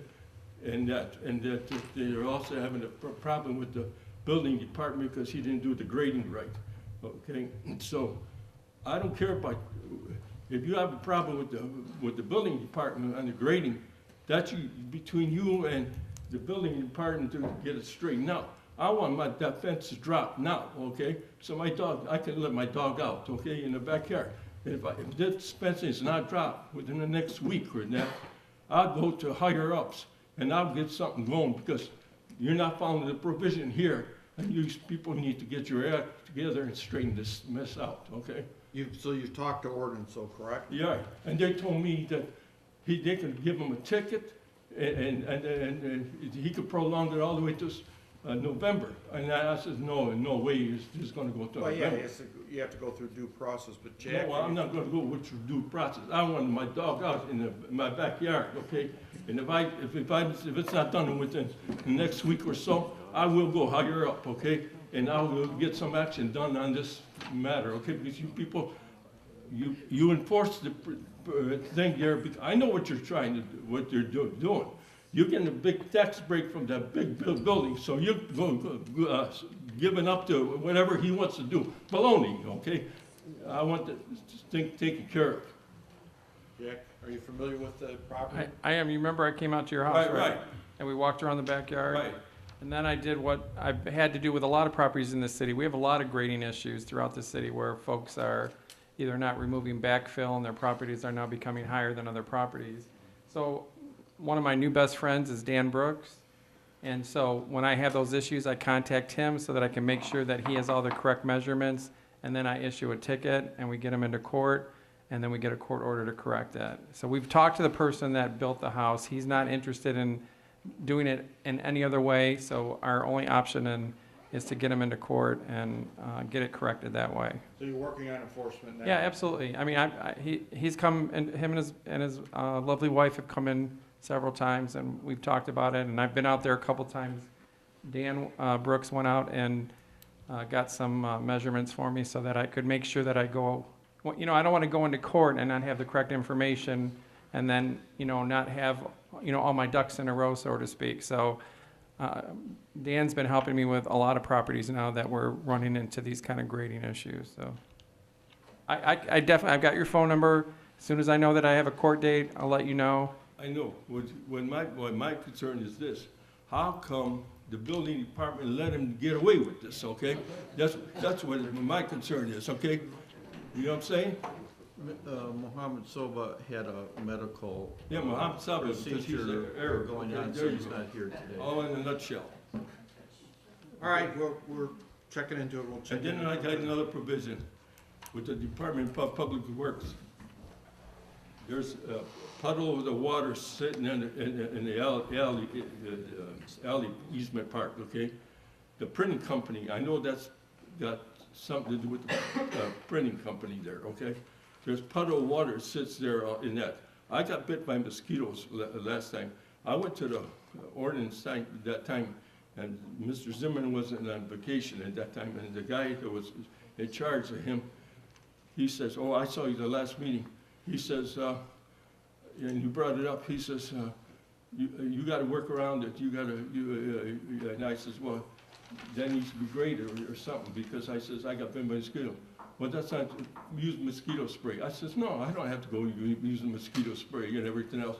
I says, I have to get shots and everything else. I says, now I got a granddaughter, and I'm gonna be bringing my granddaughter.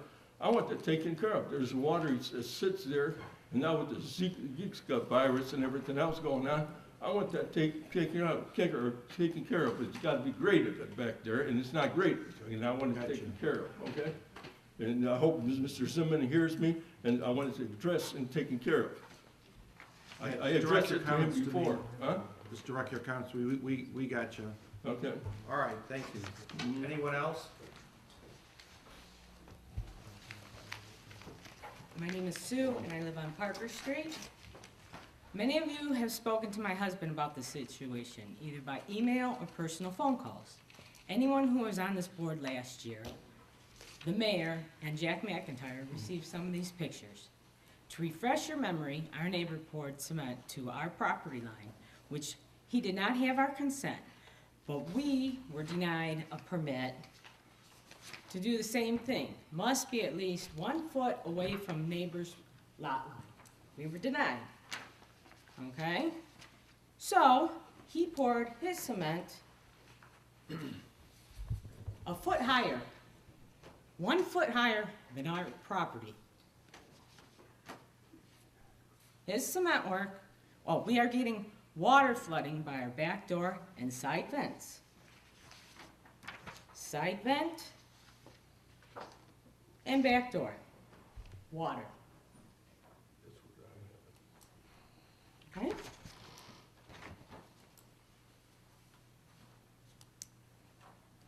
He did this by filling in his property. When he first started doing this work back in 2013, we contacted the city.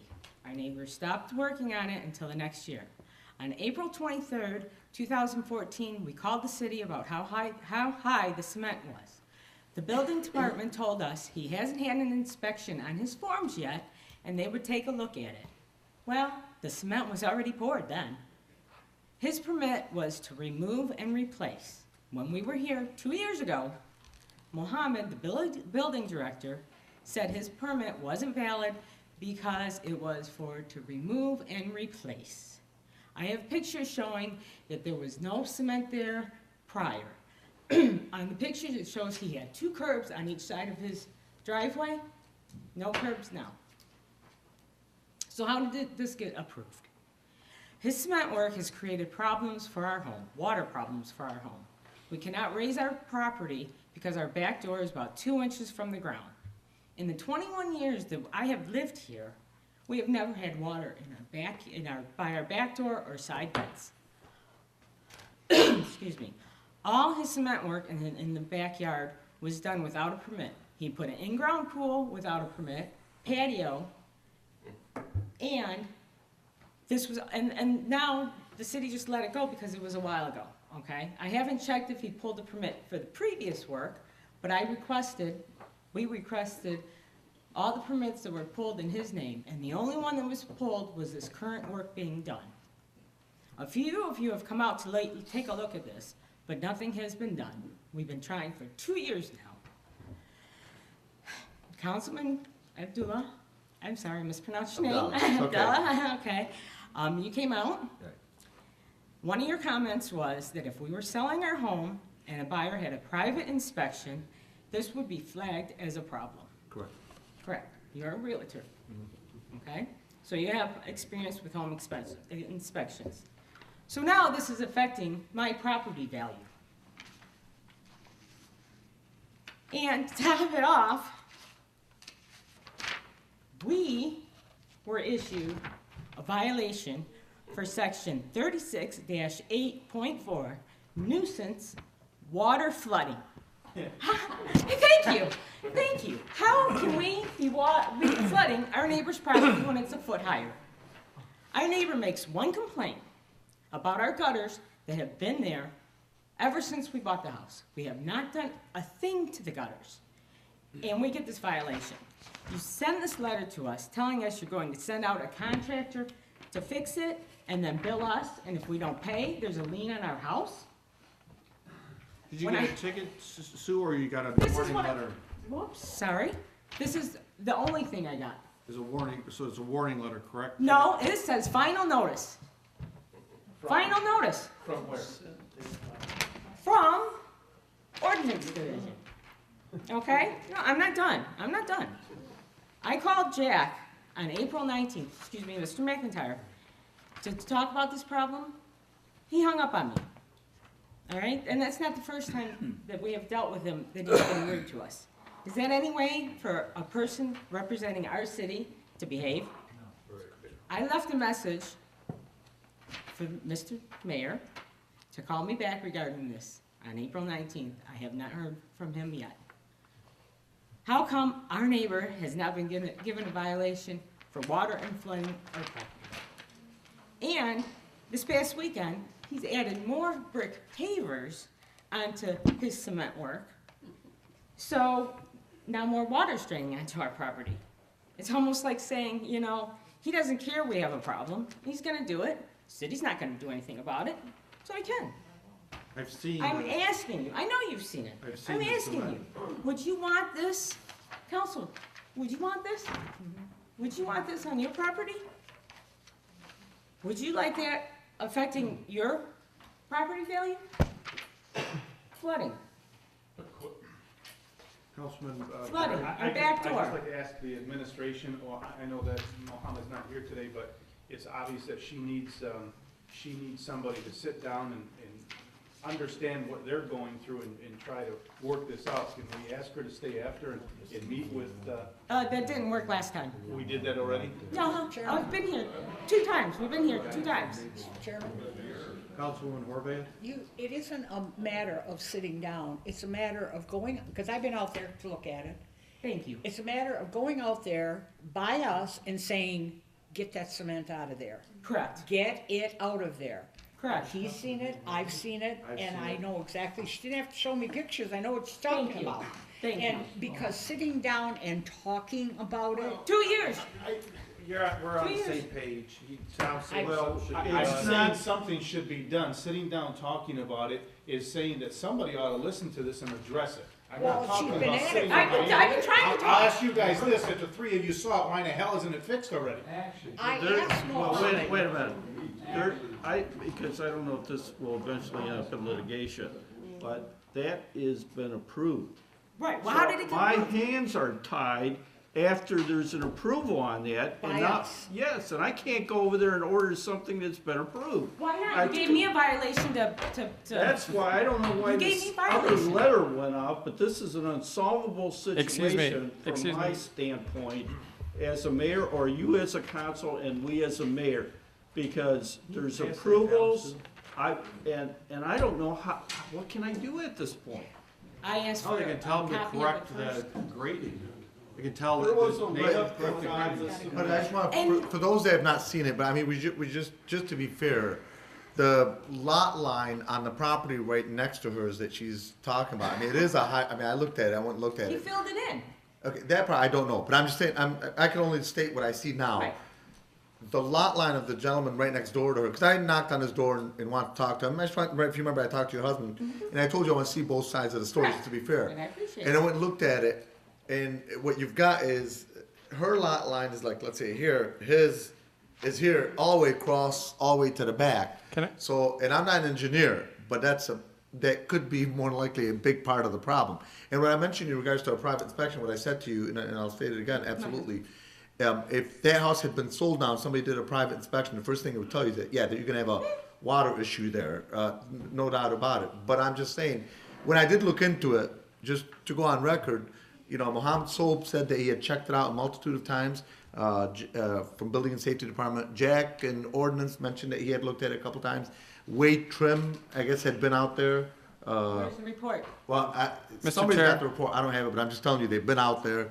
And then also, I know, as I understood, I believe the mayor had been They've out all there been too, out there so, multiple you know, times. How did he get away with filling it in? Mr. Chair? He filled it in. It was not that higher. I have a picture. It was not that much higher. Jack, or Director McIntyre? Yeah, just so I can address the letter that she received, that had to do with a downspout. We have an ordinance that says your downspouts has to either face the front of the property or the side of the property, or I'm sorry, to the rear of the property. This particular downspout it literally is running right underneath his poured cement there. It is not. One at a time. So, Is the downspout the issue? If I- It's not in line with our ordinance, right. but the bigger issue is the cement is what it sounds like. Okay, so if I can just finish real quick. Yeah. When this first came to me, Mohammed had approved the permit and approved the completed thing. The only thing that I was able to write a ticket on back at that point and follow through on enforcement was the fence that he had installed, the neighbor that she's next to her, north of her. And Hang on one that second, never got please. fixed. He had installed an incorrect fence. So we did end up going to court. Since then, we also issued him violations for the other things that he had installed in his property that didn't have permits for. He's since obtained those permits through the building department. But we did all go out there. We all looked at it. It was a recommendation that he install a lip or a curve on the end of the sidewalk.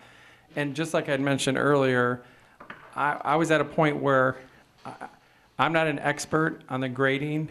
I would never pretend to be. So again, I asked Dan to get involved, and just this morning, he brought those final reports to me.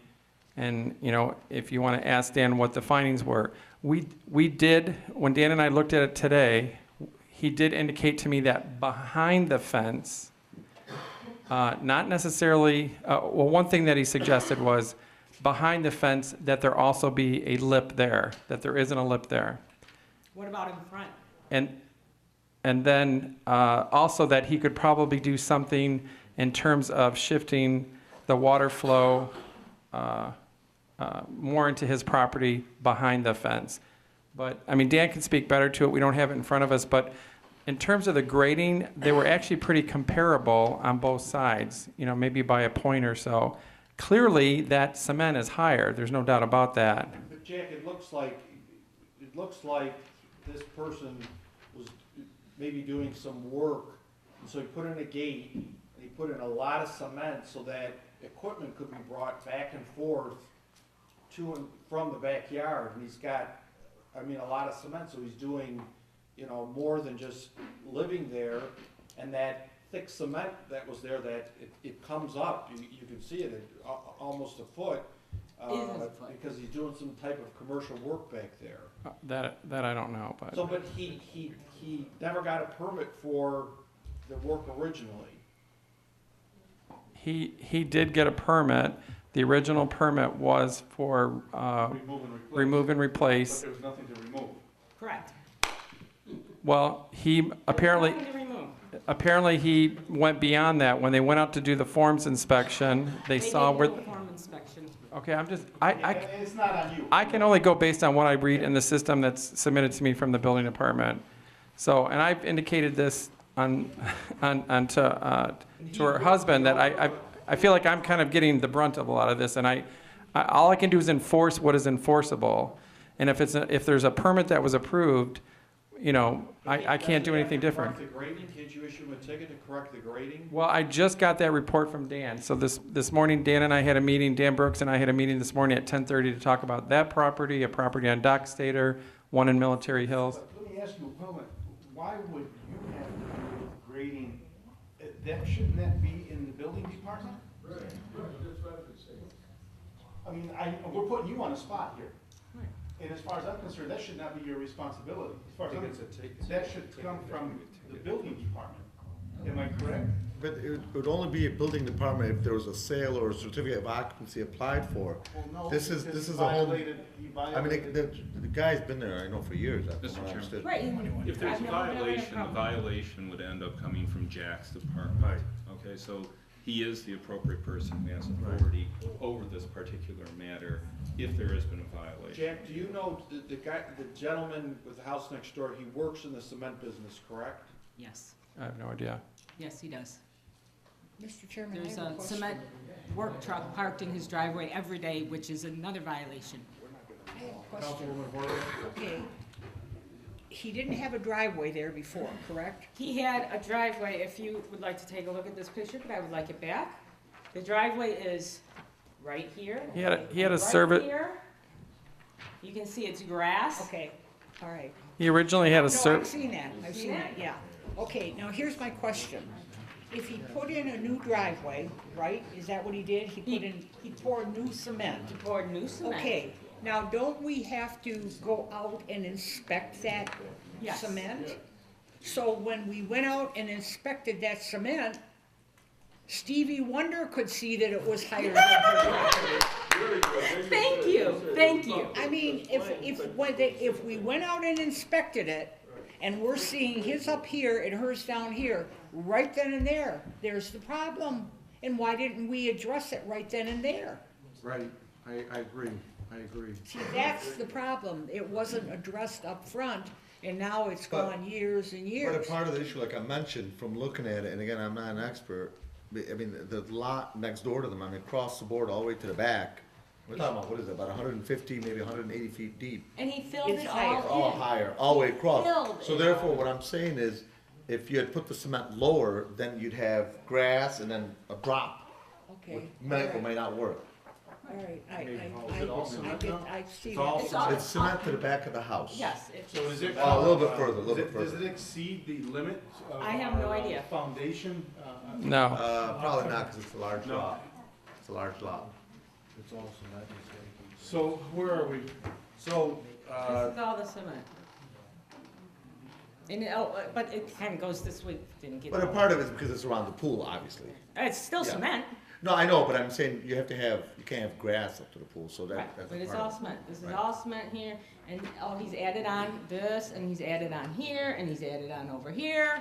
Well, Because somehow, our Google image is not, his house is under, you can't observe it, and I wonder how that happened.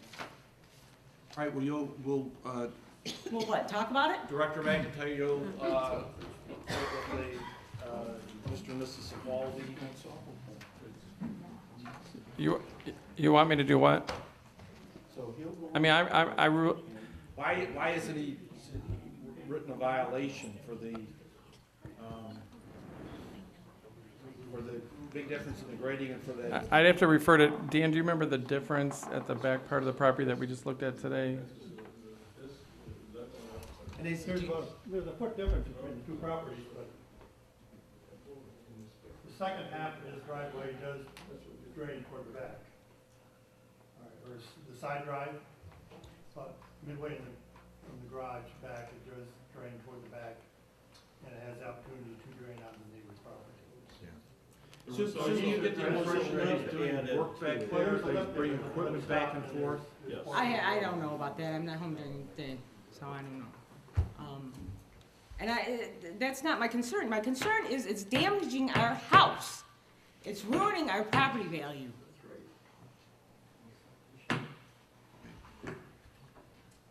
let me get with you after the meeting. Okay, let's Yeah, do this Councilman, again. You're gonna get back with me too, right? Yes, Yeah, let's Okay. do this again. All right, I'll be here in 2 weeks. thank you. Anyone else? Anyone else? He's got it. We have somebody else.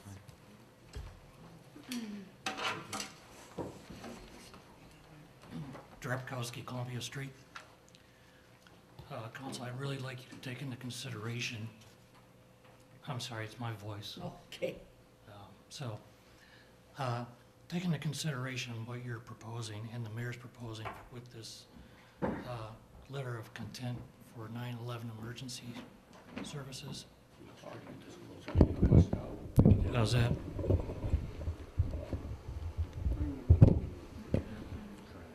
Can you hear me now? I would like the council to take into consideration this letter of content for emergency services. Contracting this with the city of Dearborn, I think, is a really wise move. My thought and my thought only. But when it comes down to my safety, your safety, people's safety, for emergency services or police service, we're gonna rely on another city? What happens if we have an emergency at City Hall and their city dispatcher sends it to Dearborn instead of Dearborn Heights, Mayor? What happens then? I know you gotta, Direct your comments to me, please. Go ahead. all right, Mr. Chair, what happens then? I'm sorry, I didn't hear the question. If what? What happens if we have an emergency at City Hall, Our city hall. our City Hall, and the Dearborn dispatcher sends it over to Dearborn? How much of a delay? Who's gonna be responsible for that? Probably none, because the equipment's Do you have any examples of that happening in the past where other cities? Listen, things have changed, you know, Ms. Horvath, you or council, you went on a ride with Ms. Canfield years ago. Times have changed. Well, that was 21st century equipment that I was looking 21st at. century, and how long has it been since Ms. A lot of Canfield cities was do mayor? the joint dispatch, but I go ahead. understand So that. your concern is? My concern is you're jeopardizing the safety of the citizens of Dearborn Heights. Okay? And I wish you would take an opportunity, a 12-hour day, to go and sit with these people that do that job. I agree. Your eyes will be opened. Thank you. Thank you. Thank you. Anyone else? There's a motion to adjourn? Support? Meeting's adjourned. Thank you, everyone.